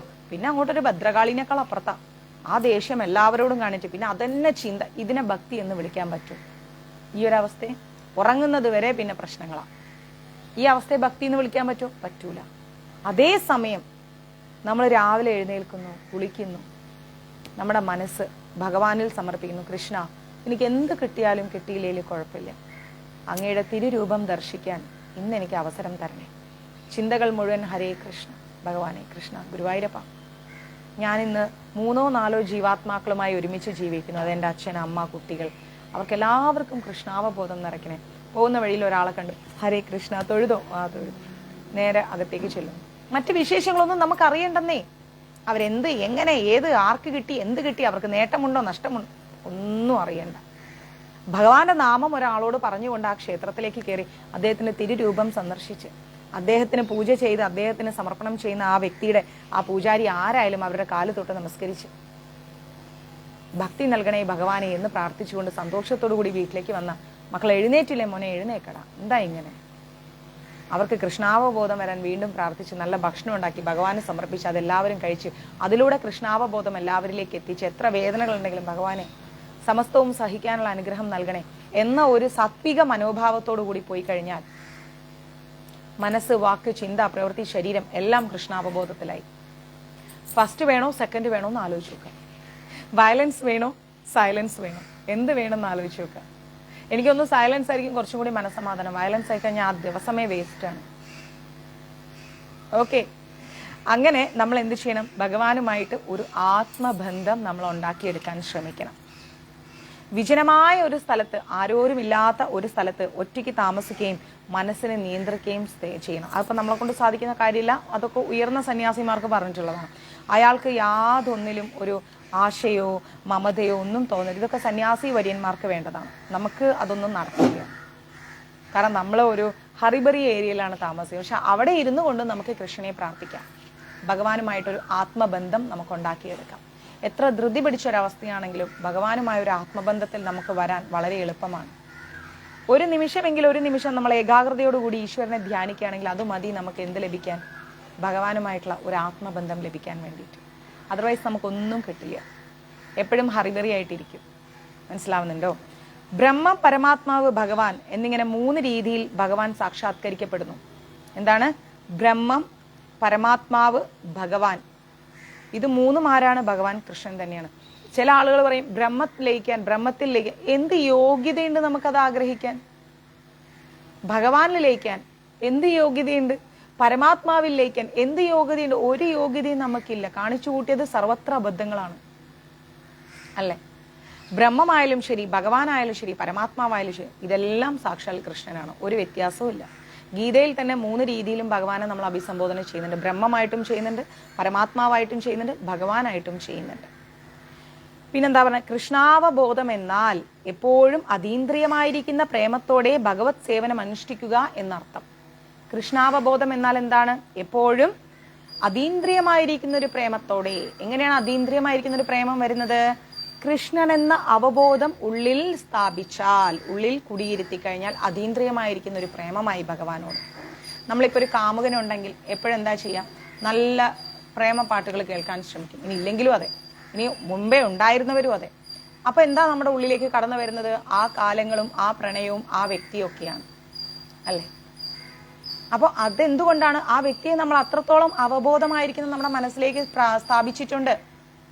അപ്പൊ അതേപോലെ അല്ലെങ്കിൽ അതിനേക്കാൾ മുകളിലായിട്ട് എന്തുകൊണ്ട് നമുക്ക് നമ്മുടെ ഭഗവാനെ സ്ഥാപിക്കാൻ സാധിക്കുന്നില്ല? എപ്പോ നമ്മൾ ആ രീതിയിൽ ഭഗവാനെ ഉള്ളിൽ സ്ഥാപിക്കുന്നുവോ ആ സമയം മുതൽ ആ വ്യക്തി കൃഷ്ണാവബോധത്തിലായി. അപ്പൊ ആ അവബോധത്തോടു കൂടി ചെയ്യുന്ന എല്ലാ പ്രവൃത്തികളും എന്തായി? ഭഗവാന് സമർപ്പിക്കലായി. ഈസിയാണോ? ഈസിയാണെങ്കിൽ ഈസിയാണെന്ന് പറയൂ. പിന്നെന്താ പറയണത്? അവ്യക്തിഗത ബ്രഹ്മത്തോടും പരമാത്മാവിനോടും മമതയുള്ളവരും ഭാഗികമായി കൃഷ്ണാവബോധം നേടിയവർ തന്നെയാണ്. നമുക്ക് ഭഗവാനോടൊരു മമതയുണ്ട്. നമുക്ക് എന്താ പറയാ? അവ്യക്തിഗതമായിരിക്കുന്ന ബ്രഹ്മത്തോടൊരു മമതയുണ്ട് എങ്കിൽ നമ്മൾ കുറച്ച് കൃഷ്ണാവബോധമുള്ളവരാണ്. ആ കുറച്ച് കൃഷ്ണാവബോധമുള്ള വ്യക്തികൾ ഒരിക്കലും ലൈവ് ക്ലാസ് കേൾക്കാതിരിക്കാൻ വരൂല. ലൈവ് ക്ലാസ് കേൾക്കാതിരിക്കാൻ ശ്രമിക്കില്ല. അവരെങ്ങനെങ്കിലൊക്കെ ലൈവ് ക്ലാസ് കേൾക്കാൻ വരും. ശ്രവണം, കീർത്തനം, സ്മരണം, പാദസേവനം. ശ്രവണമാണ് ക്ലാസ്.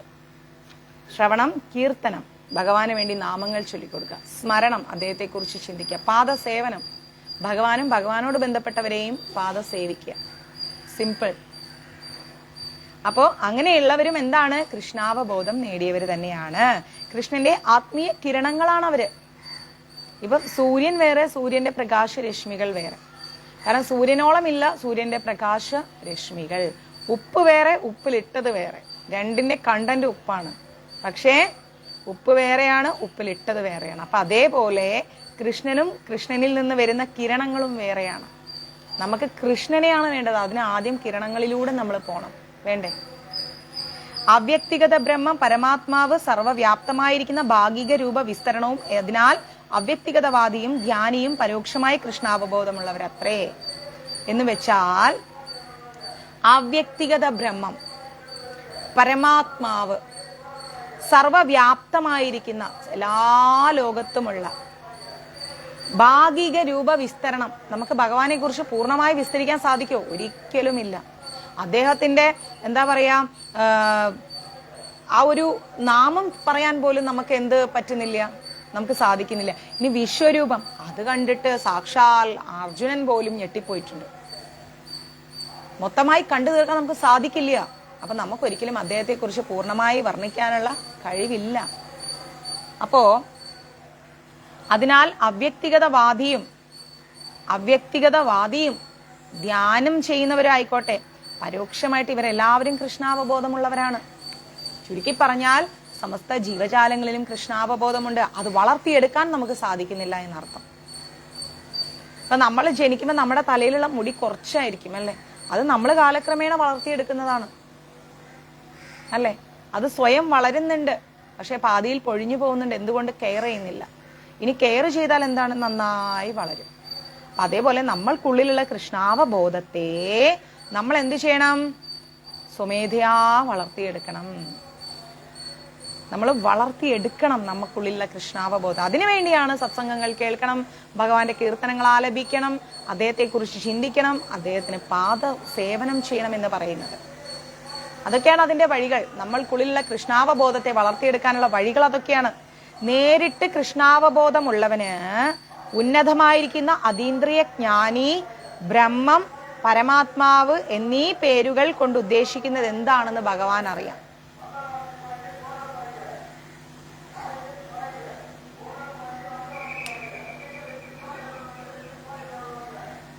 ഒരു മിനിറ്റ് കേട്ടോ. അയ്യോ, പച്ചക്കറിയാണോ വന്നേ? നോക്കാമോ? ആണെങ്കിൽ പച്ചക്കറി വാങ്ങിച്ചോളൂ സാമ്പാറിനുള്ളത്. പതുക്കെ പോകൂ ബിന്ദു അമ്മേ, അവിടെയൊക്കെ കഴുകി തുടച്ചിട്ടതാണ്, താഴെ പോവും. അമ്മോ, റാവൽപിണ്ടി എക്സ്പ്രസ് പോലെ ഓടും. അത് പോയെന്ന് തോന്നുന്നുണ്ട്. അപ്പോ നമ്മൾ എന്ത് ചെയ്യണം? അത്യുന്നതമായിരിക്കുന്ന അതീന്ദ്രിയ ജ്ഞാനി, ബ്രഹ്മം, പരമാത്മാവ് എന്നീ പേരുകൾ കൊണ്ട് എന്താണ് ഉദ്ദേശിക്കുന്നത് എന്ന് ഭക്തന് നന്നായിട്ടറിയാം അല്ലെ. ഒരു ഭക്തൻ അറിയാം അതീന്ദ്രിയ ജ്ഞാനി എന്താണ്, ബ്രഹ്മം എന്താണ്, പരമാത്മാവ് എന്താണെന്ന്. ഉള്ളിൽ കൃഷ്ണാവബോധം ഉണ്ടെങ്കിൽ എന്തായി? പച്ചക്കറിയല്ലേ? ഉള്ളിൽ കൃഷ്ണാവബോധമുണ്ട് എങ്കിൽ നമുക്ക് ഉറപ്പിക്കാം എന്തെന്ന്? നമ്മള് ഭക്തിയുടെ പാതയിലാണ്. അല്ലാതെ ഭക്തനോ ഭക്തയോ ആവില്ല. അതിന് ഈ ജന്മം പോരാ. അനേകായിരം കോടി ജന്മങ്ങൾ എടുത്താൽ പോലും നമുക്ക് കൃഷ്ണഭക്തനാവാനോ കൃഷ്ണഭക്തയാവാനോ സാധിക്കില്ല. ആ വഴിയിൽ സഞ്ചരിക്കുന്ന വ്യക്തികളാവാനേ സാധിക്കൂ. അല്ലാതെ നമുക്കൊരിക്കലും ചില ആൾക്കാർ എന്നെ വിളിച്ചിട്ട് പറയണ, മാതാജി അല്ലേ? ഞാൻ പറയാതെ, ഞാനും ഒരു കൃഷ്ണഭക്തയാണ്. ആയിക്കോട്ടെ. ഒരിക്കലും ഇങ്ങനെ സംസാരിച്ചു ഒരു അമ്മ വിളിച്ചിട്ട്, എൻ്റെ മോളെ പ്രായമുള്ളൂ കേട്ടോ, അതുകൊണ്ട് ഞാൻ മാതാജി എന്നൊന്നും വിളിക്കില്ല. ഞാൻ പറയാം, വേണ്ട, ഞാൻ അമ്പിളിന്നോ അമ്മൂന്നോ ഒക്കെ വിളിക്കാം. ഓ, ഇനി അമ്മ എടീന്ന് വിളിച്ചാലും കുഴപ്പമില്ല, ഞാൻ പെണ്ണാണെന്നുള്ള ബോധം ഉണ്ടാവുമല്ലോ നമുക്ക് അല്ലേ. പല സ്ത്രീകളുടെയും വിചാരം ഞാൻ പുരുഷനാണ്, എന്നെ കൊണ്ട് എന്തും നടക്കുന്നതാണ്. അത് നടക്കൂല, അവർ സ്ത്രീകളാണെന്ന് ഇടയ്ക്കിടയ്ക്ക് ഓർത്താൽ മതി, അപ്പൊ കാര്യങ്ങളൊക്കെ ശരിയായിക്കോളും. അപ്പൊ പറയാണ്, ഞാനപ്പം അമ്മൂന്ന് വിളിക്കാട്ടോ. ഓ, എൻ്റെ വയസ്സ് നോക്കുകയാണെങ്കിൽ കുട്ടീനെക്കാളും വയസ്സുണ്ട്. ഞാൻ പറഞ്ഞു, ഓ ശരി ആയിക്കോട്ടെ, അപ്പോ ഞാനൊരു നല്ല കൃഷ്ണഭക്തയാണ് കേട്ടോ. ഓ ശരി, ഓക്കെ, കൃഷ്ണഭക്തി ആയിക്കോളൂ. അപ്പൊ അങ്ങനെയൊക്കെയാണ്. ക്ലാസ് ഒക്കെ കാണാറുണ്ട്, നന്നാവുന്നുണ്ട്. ആയിക്കോട്ടെ അമ്മേ ഒക്കെ പറയും. എല്ലാം കഴിയുമ്പോൾ പറയും, ശരിക്ക് നിങ്ങളിങ്ങനെ പറയുന്ന പോലെയൊന്നും എനിക്ക് ഇങ്ങനെ ജപിക്കലും കാര്യങ്ങളൊന്നും നടക്കൂല കേട്ടോ. പിന്നെ ഞങ്ങളുടെ ഇവിടെ ചിലപ്പോൾ ഇങ്ങനെ മീനും ഇറച്ചിയൊക്കെ വെക്കുക, അതൊക്കെ ഞങ്ങൾ പണ്ട് മുതലേ കഴിച്ച് ശീലിച്ച ആൾക്കാരല്ലേ. ചായയും കാപ്പിയൊക്കെ അതൊന്നും നമുക്ക് ഉപേക്ഷിക്കാനാവൂല. എന്നാലും ഞാൻ രാവിലെ കുളിച്ചെന്നും അടുത്തുള്ള കൃഷ്ണന്റെ അമ്പലത്തിൽ പോവും, പ്രാർത്ഥിക്കും, സപ്താഹങ്ങളും ഒക്കെ കൂടും, ഒക്കെ കഴിയുന്നിട്ട് ഇങ്ങോട്ട് വരും. ഓക്കെ, അങ്ങനെയൊക്കെയാണ് കാര്യങ്ങൾ. അല്ല, നമുക്കിപ്പോൾ എന്താ അറിയോ, നമ്മൾക്ക് കുറച്ച് സാമ്പത്തികമായി പിന്നോട്ടാ. അപ്പം അതൊക്കെ വേണം, അതൊക്കെ എന്താ പറയാ, വളരെ വേണം. സമ്പത്ത് വേണം. നമുക്ക് കുറെ കടങ്ങളൊക്കെ ഉണ്ട്, അതൊക്കെ തീർന്ന് വലിയൊരു നിലയ്ക്കൊക്കെ എത്തണം എന്നൊക്കെ പറയും. അപ്പൊ ഞാൻ ആലോചിക്കും, ഇതെന്ത് കൃഷ്ണഭക്ത അല്ലെങ്കിൽ കൃഷ്ണഭക്തർ എന്ന് പറയുന്നത് എല്ലാം ഉപേക്ഷിച്ചവരാണ്. അതേക്കുറിച്ചൊന്നും വെറി ചെയ്യേയില്ല. നമുക്ക് സ്വന്തം വീടുണ്ടോ? ഉണ്ടെങ്കിൽ ഉണ്ട്, ഇല്ലെങ്കിൽ ഇല്ല. പോട്ടെന്ന്. വണ്ടി ഉണ്ടോ? ഓ ഇല്ലേ. KSRTC ഇഷ്ടം പോലെ ഉണ്ട്. ഇന്നലെ ഇപ്പൊ ഞാനൊരു സ്ഥലം വരെ പോയി, ഒരു ഓട്ടോ പിടിച്ച് പോകണമെങ്കിൽ 280 രൂപ എടുക്കണം. മെട്രോയ്ക്ക് പോയപ്പോൾ 40 രൂപ. നല്ല AC സുഖമായിട്ട് മെട്രോയിൽ ഇരുന്നങ്ങ് പോയി, 40 രൂപയുള്ളൂ. ഇതൊരു ഓട്ടോ പിടിക്കണമെങ്കിൽ 280, കാറ് പിടിക്കണമെങ്കിൽ 500.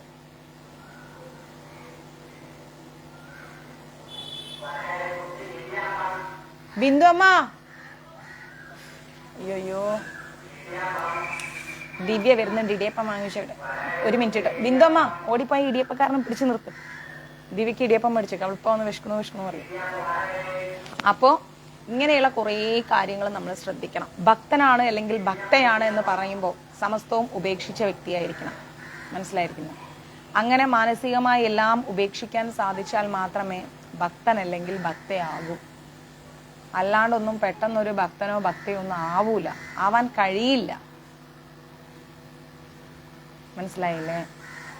ഭക്തി അല്ലെങ്കിൽ ഭക്തൻ അല്ലെങ്കിൽ ഭക്ത എന്നുള്ള ആ ഒരു ഉയർന്ന സ്ഥാനത്തേക്ക് നമുക്കൊരു സ്ഥാനം കിട്ടാന്ന് പറയുന്നത് ചില്ലറ കാര്യങ്ങളൊന്നുമല്ല, ഒരുപാട് വലിയ കാര്യമാണ്. അതങ്ങനെ എങ്ങനെയൊന്നും കിട്ടൂല.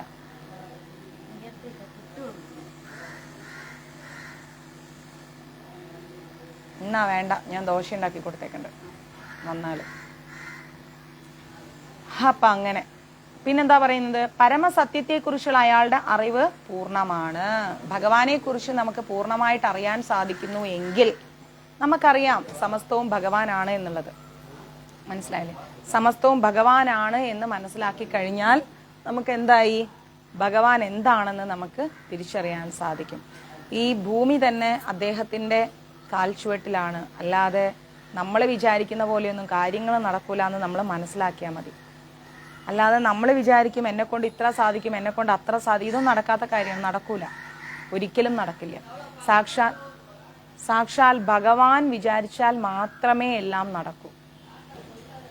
എന്നാൽ അവ്യക്തവാദികളും ധ്യാനയോഗികളും അപൂർണമായ വിധത്തിൽ കൃഷ്ണാവബോധമുള്ളവരാണ്. എല്ലാവരിലും പൂർണ്ണമല്ലാത്ത ഒരു കൃഷ്ണാവബോധമുണ്ട്.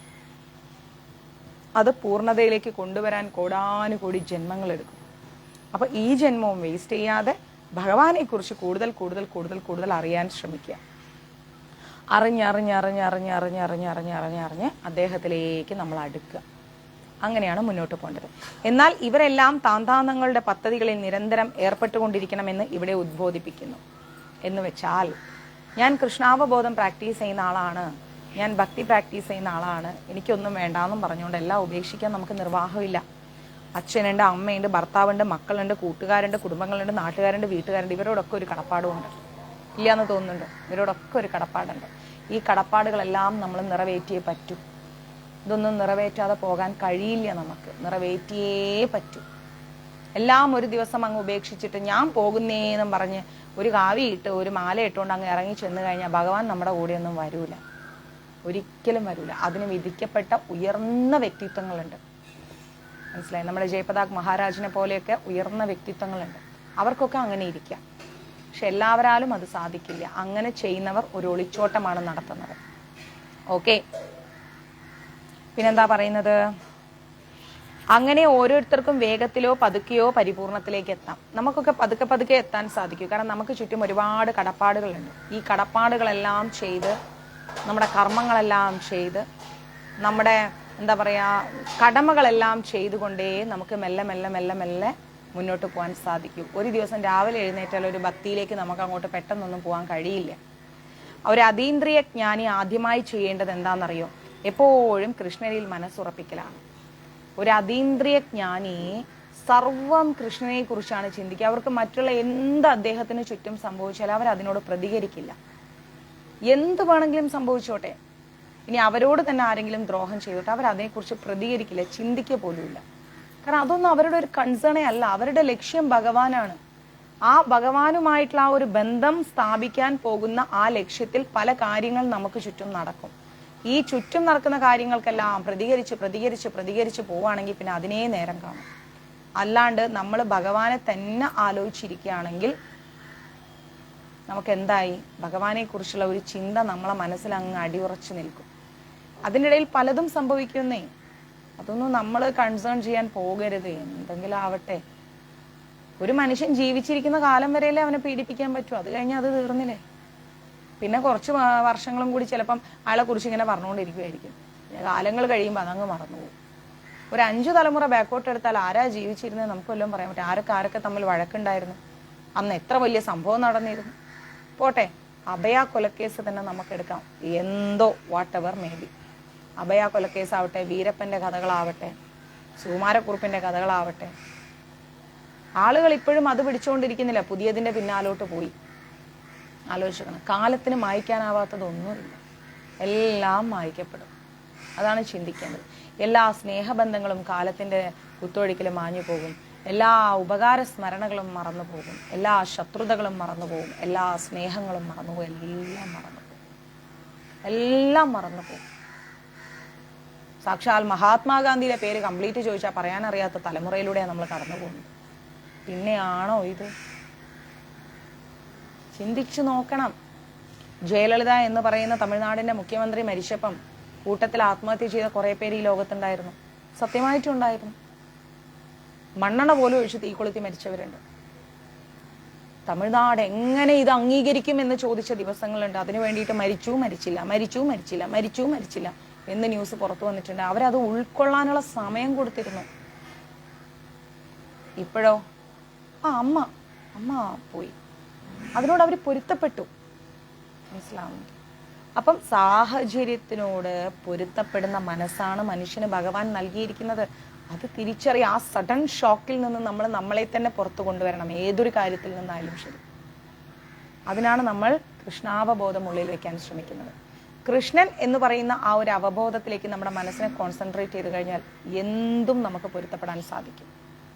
ചുറ്റുമുള്ള യാതൊരുവിധ കാര്യങ്ങളും നമ്മൾ അലട്ടൂല. നമ്മൾ അതിൽ തന്നെ കോൺസെൻട്രേറ്റ് ചെയ്യുന്നതുകൊണ്ടാണ് നമ്മളെ അത് അലട്ടുന്നത്. ആ കാര്യം കഴിഞ്ഞു, പാസ്റ്റ് ഈസ് പാസ്റ്റ്, വിടൂ. അതേക്കുറിച്ച് തന്നെ ചിന്തിച്ചുകൊണ്ടിരിക്കല്ലേ. നമുക്ക് അതിനേക്കാൾ ഉയർന്നതാണ് കൃഷ്ണൻ. ആ കൃഷ്ണാവബോധത്തിലേക്ക് നമ്മുടെ മനസ്സിനെ കേന്ദ്രീകരിക്കൂ. മനസ്സിലാവുന്നുണ്ടോ? കൃഷ്ണനെ പറ്റി എല്ലായ്പ്പോഴും ചിന്തിക്കണം. ഇവിടെ പറയുന്ന കാര്യമാണ്. നിമിഷ നേരം പോലും നമ്മൾ അദ്ദേഹത്തെ മറന്നു പോകരുത്. പഴയ ആൾക്കാരുണ്ട്, എൻ്റെ കൃഷ്ണ കൃഷ്ണ, വായിൽ മുഴുവൻ അവർക്ക് കൃഷ്ണ എന്നാണ്. ഒന്ന് രാവിലെ ഉറങ്ങി കഴിഞ്ഞാൽ കൃഷ്ണ ഗുരുവായൂരപ്പാ രക്ഷിക്കണേ, ഒന്ന് വരുമ്പോ കൃഷ്ണ ഗുരുവായൂരപ്പാ, ആ തിരുമുമ്പിൽ ഒന്ന് നമസ്കരിച്ചു, ഭഗവാനെ കുളിച്ചിട്ട് വരാം. വെള്ളം ഒഴിക്കുമ്പോഴും കൃഷ്ണ ഗുരുവായൂരപ്പാ, ഭഗവാനെ നാരായണ നാരായണ, നടക്കുമ്പോഴും നാരായണ നാരായണ നാരായണ നാരായണ.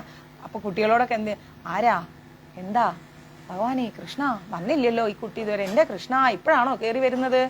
ഇങ്ങനല്ലേ പഴയ ആൾക്കാർ സംസാരിച്ചുകൊണ്ടിരുന്നത്. ഭഗവാനെ ഇനി ഈ കുട്ടി ഏത് നേരത്താ ചോറുണ്ടണേ? ചോറുണ്ട് കുട്ടിയെ. എൻ്റെ കൃഷ്ണ ഇങ്ങനെ ഒരു പിള്ളേര്, ആരാ അവിടെ ബഹളം ഉണ്ടാക്കുന്നത്? എൻ്റെ കൃഷ്ണ. എത്ര വട്ടം ഭഗവാന്റെ നാമം പറഞ്ഞു പഴയ ആൾക്കാർ. ഇതെല്ലാം കഴിഞ്ഞ് സന്ധ്യ ആകുമ്പോഴേ കൃഷ്ണ ഗുരുവായൂരപ്പാ നാരായണ. സന്ധ്യക്ക് പ്രാർത്ഥിക്കാതെ പിള്ളേർ കളിക്കാനല്ലേ? പ്രാർത്ഥിക്കൂ, ഭഗവാന്റെ നാമം ചൊല്ലൂ. അത് കഴിഞ്ഞ് കിടക്കാൻ നേരം കൃഷ്ണ ഗുരുവായൂരപ്പാ നാരായണ, നന്മ വരുത്തണേ ഭഗവാനെ, കൃഷ്ണ കൃഷ്ണ കൃഷ്ണ. ഒരു ദിവസം അവരെത്ര നാമം പറഞ്ഞു ഭഗവാന്റെ. അവരുടെ മക്കൾക്ക് വെക്കുന്ന പേരെന്താ? വാസുദേവൻ, കൃഷ്ണൻ, അച്യുതൻ, അർജുനൻ, പാർത്ഥൻ, ഫൽഗുനൻ. കൃഷ്ണനാമങ്ങളാണ് അവരുടെ മക്കൾക്ക് വെക്കുന്നത്. കൃഷ്ണനുമായി ബന്ധപ്പെട്ട സമസ്ത നാമങ്ങളും മക്കൾക്ക് ഉണ്ടാവും അല്ലേ? ചിന്തിച്ചു നോക്കണം. യശോദ, സീത, സുശീല, ജാനകി എല്ലാം ഭഗവാനുമായി ബന്ധപ്പെട്ട നാമങ്ങളാണ്. ഇന്ന് അതൊന്നുമില്ല. ഇന്ന് വായ കൊള്ളാത്ത ഹാ ഹൂ ഹി, എനിക്കെന്നെ അറിയത്തില്ല എന്തൊക്കെ പേരാ പിള്ളേർക്ക് വെക്കണേ. ഹോ, ഒരു വട്ടം പറഞ്ഞാൽ രണ്ടാമത്തോടെ വീണ്ടും ഒന്ന് സ്പെല്ലിങ് ചെയ്യൂ, ഒന്ന് പേര് പറയൂ. ഉള്ള ഇംഗ്ലീഷ് നെയിംസ് മുഴുവൻ കൊണ്ടുവരും. എന്നിട്ട് അത് ഇത് അത് ഇത് അത് ഇത്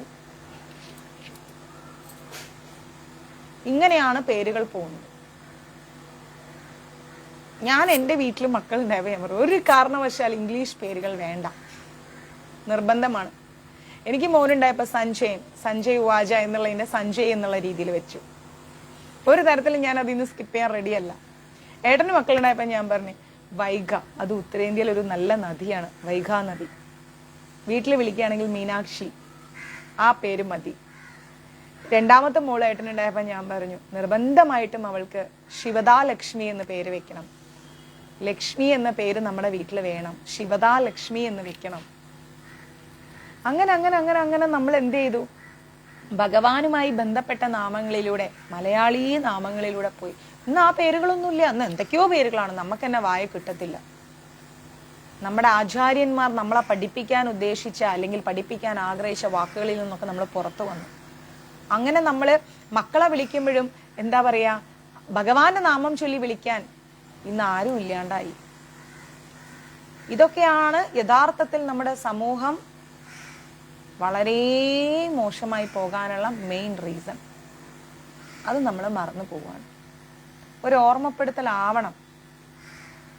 എപ്പോഴും നമ്മുടെ നാവിൽ കൃഷ്ണന്റെ നാമം ഉണ്ടായിക്കൊണ്ടേയിരിക്കണം, ഉണ്ടാവണം. വളരെ അധികം സന്തോഷത്തോടു കൂടി കൃഷ്ണനാമങ്ങൾ ഉരുവിട്ടുകൊണ്ടേയിരിക്കാൻ നമുക്ക് ഒരു സാഹചര്യം നമ്മൾ തന്നെ സ്വയം ക്രിയേറ്റ് ചെയ്തെടുക്കണം. ആലോചിച്ചോക്കിക്കേ, അങ്ങനെ ക്രിയേറ്റ് ചെയ്ത് എടുത്തു കഴിഞ്ഞാൽ എത്ര നന്നായി. ഇവിടെ ഞാനും ദിവ്യയും വിഷ്ണു ഒക്കെ കൂടുന്ന സമയത്തേ ഇടയ്ക്ക് ഞാൻ പറയും, ഓ എൻ്റെ നാരായണ, ഉടനെ അവള് പറയും കൃഷ്ണ. ഞാൻ പറയും ഗുരുവായൂരപ്പാ, ഉടനെ അവള് മാധവാ, കേശവാ, അച്യുതാ, വാസുദേവാ. പിന്നെ വിട്ടുകൊടുക്കൂല. ഭഗവാന്റെ നാമങ്ങൾ എന്തൊക്കെയുണ്ട് അതൊക്കെ പറഞ്ഞുകൊണ്ടിരിക്കും. അങ്ങനെ നമ്മൾ എപ്പോഴും ഭഗവാന്റെ നാമങ്ങൾ പറഞ്ഞുകൊണ്ടേയിരിക്കണം. അതിലൊരു ആനന്ദമുണ്ട്. ഭഗവാൻ തന്നെ വിചാരിക്കും, അയ്യോ ഒന്നും മിണ്ടാതിരിക്കി എന്ന് ഭഗവാൻ പോലും ചിന്തിക്കും. അങ്ങനെ നമ്മൾ 24 മണിക്കൂറും 365 ദിവസങ്ങളും ഈശ്വരനാമങ്ങൾ തന്നെ പറയാൻ ശ്രമിക്കണം. ആ ഈശ്വരനാമങ്ങളിലൂടെ പോവുകയാണെങ്കിൽ എന്തുമാത്രം അനുഭൂതിയാണെന്നറിയോ ഒരു ദിവസം നമുക്ക് ലഭിക്കുന്നത്. എന്തെല്ലാം പ്രയാസങ്ങളിൽ നിന്ന് മറികടക്കാനാവുമെന്നറിയാമോ? എത്ര ജന്മങ്ങളുടെ പുണ്യമാണ് നമ്മൾ ഉണ്ടാക്കിയെടുക്കുന്നത്. എത്ര കോടി ജന്മങ്ങളുടെ പാപങ്ങളാണ് നമ്മളിൽ നിന്ന് അകലുന്നത്.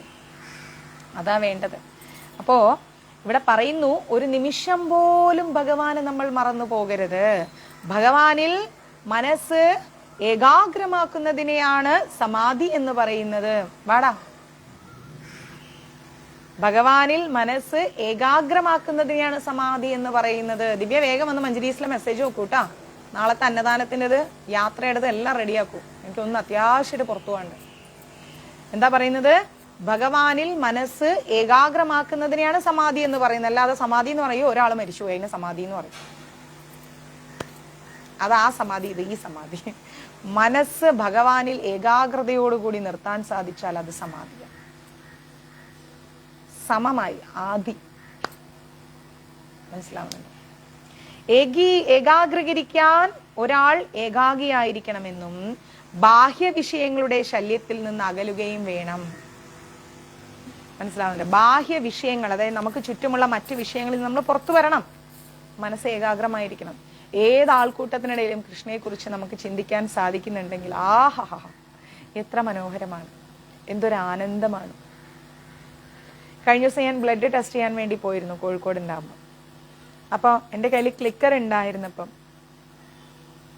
അവിടെ ബ്ലഡ് എടുക്കുന്ന ആ കുട്ടി എന്നോട് ചോദിക്കാണ്, ഇത് ചേച്ചി മുസ്ലിമാണോ ഇങ്ങനെ ചോദിച്ചു. ഞാൻ പറഞ്ഞു അല്ല, ഹിന്ദുവാണ്.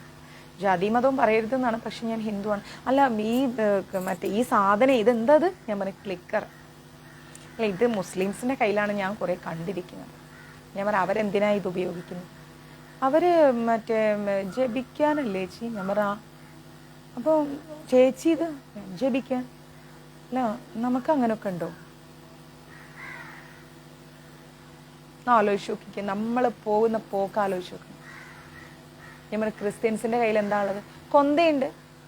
മുസ്ലിംസിന് ക്ലിക്കറും ക്രിസ്ത്യൻസിന് കൊന്തയാവുമെങ്കിൽ പിന്നെ നമുക്ക് എന്തുകൊണ്ട് ഇതായിക്കൂടാ?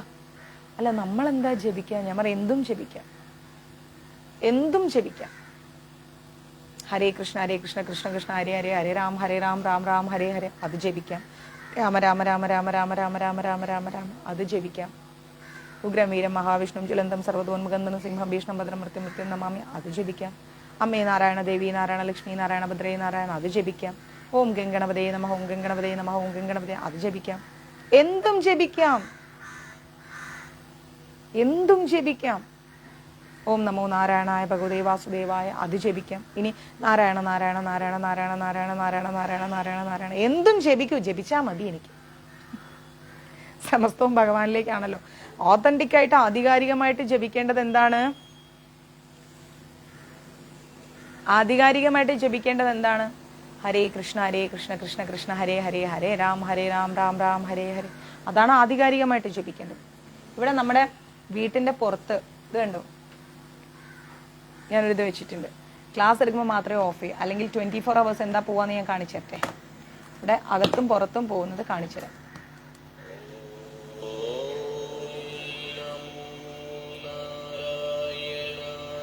നമ്മുടെ വീട്ടിന്റെ പുറത്ത് എപ്പോഴും ഇത് പോയിക്കൊണ്ടിരിക്കും 24 hours.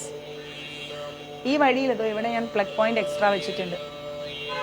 അകത്ത് കയറി കഴിഞ്ഞാൽ വേറെ പോകുന്നത്. അത് ക്ലാസ് കഴിയുമ്പോൾ കാണിച്ചു തരാം.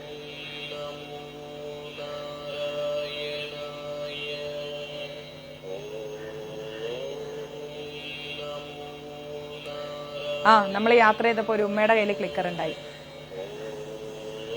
ഇത് ഞാൻ ക്ലാസ് എടുക്കുമ്പോൾ മാത്രമാണ് ഓഫ് ചെയ്തിരുന്നത്. അല്ല 24 മണിക്കൂറും ഭഗവാന്റെ നാമം പോയിക്കൊണ്ടേയിരിക്കും.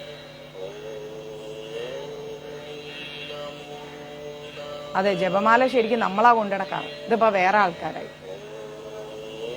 ഭയങ്കര ഒരു ഫീലാണ് എനിക്കിവിടെ വരുമ്പോ. കാരണം ഇത് കണ്ടോ, എൻ്റെ തുളസി ചെടികളും വിളക്കും. ഇത് ഞാൻ ഇങ്ങനെ ഒരു അവസരം, ഒരു സംഭവം ക്രിയേറ്റ് ചെയ്തെടുത്തതാണ്.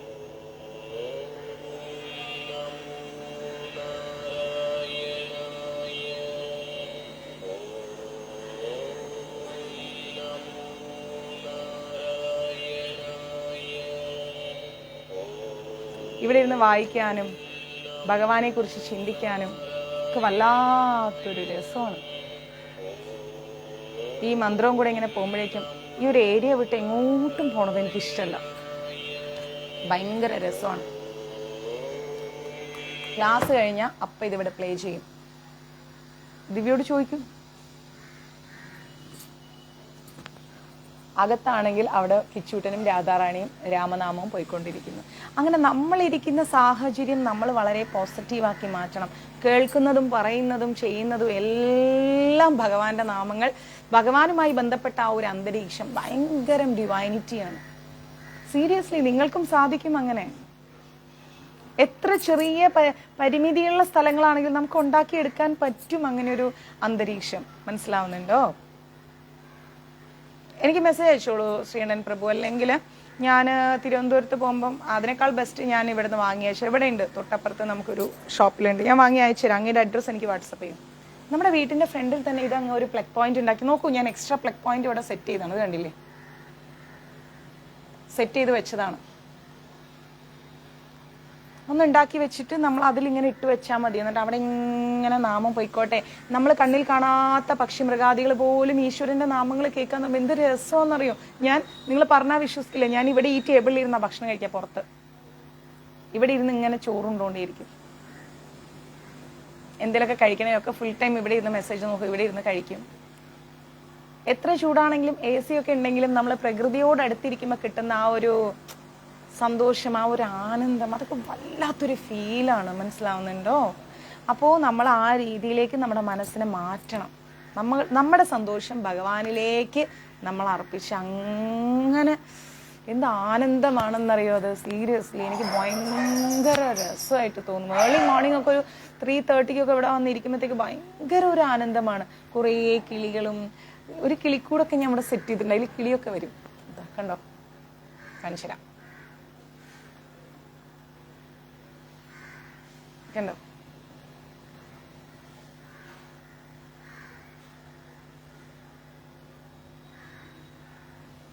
അങ്ങനെ നമ്മളെ തന്നെ ഒന്ന് മാറ്റിയെടുക്കാൻ ശ്രമിക്കണം. ഇതിൻ്റെയൊക്കെ അർത്ഥം എന്ന് വെച്ച് കഴിഞ്ഞാൽ സദാ നമ്മൾ ഭഗവാനുമായി അങ്ങോട്ടേക്ക് ഇങ്ങനെ അടുത്തടുത്ത് ഇങ്ങനെ പോകും. അതിനൊരു ആനന്ദമുണ്ട്.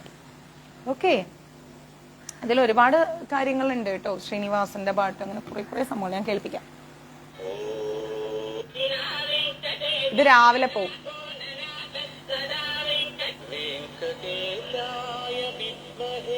അയച്ചുതരാം.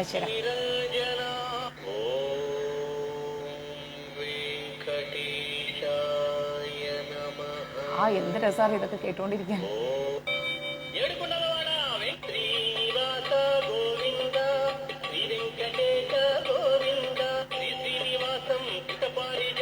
ഇഷ്ടമുള്ളത് വെക്കാം.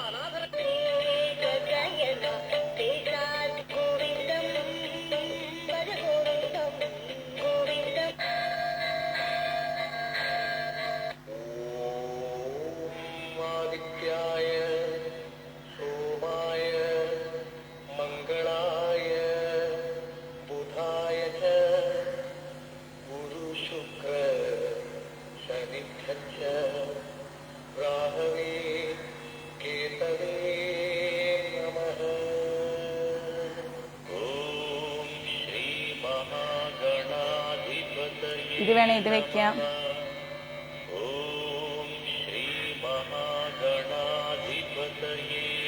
30 എണ്ണം ഉണ്ട്.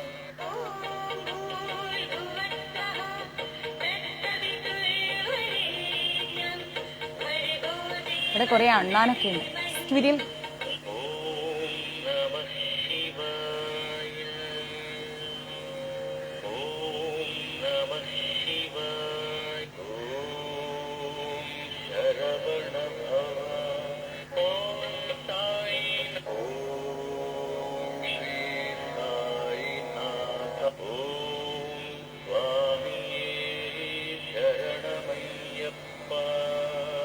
നമുക്ക് വൃശ്ചികത്തിൽ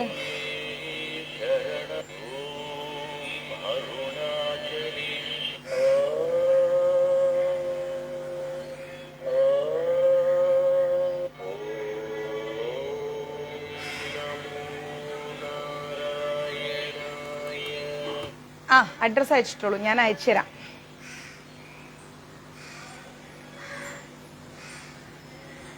ഉണ്ട് ഇവിടെ, നമുക്കിവിടെ ഉണ്ട്, ഞാൻ അയച്ചുതരാം. അപ്പം ഇതൊക്കെ നമുക്കൊരു എന്താ പറയുക, വല്ലാത്തൊരു ആനന്ദം നൽകും. നമ്മളെപ്പോഴും ഇങ്ങനെ എന്താ പറയുക, ഭഗവാന്റെ കാര്യങ്ങളും ഭഗവാന്റെ നാമവും കേട്ടുകൊണ്ടിരിക്കാനും ഭഗവാനെക്കുറിച്ച് ചിന്തിക്കാനും ഉള്ളൊരു അറ്റ്മോസ്ഫിയർ നമ്മൾ ഉണ്ടാക്കിയെടുത്താൽ മതി. നിങ്ങളെപ്പോലെ തന്നെ പല പല ടെൻഷൻസ് എനിക്കും ഉണ്ട്. ഞാനൊരു ഫ്രീ ബേഡൊന്നുമല്ല.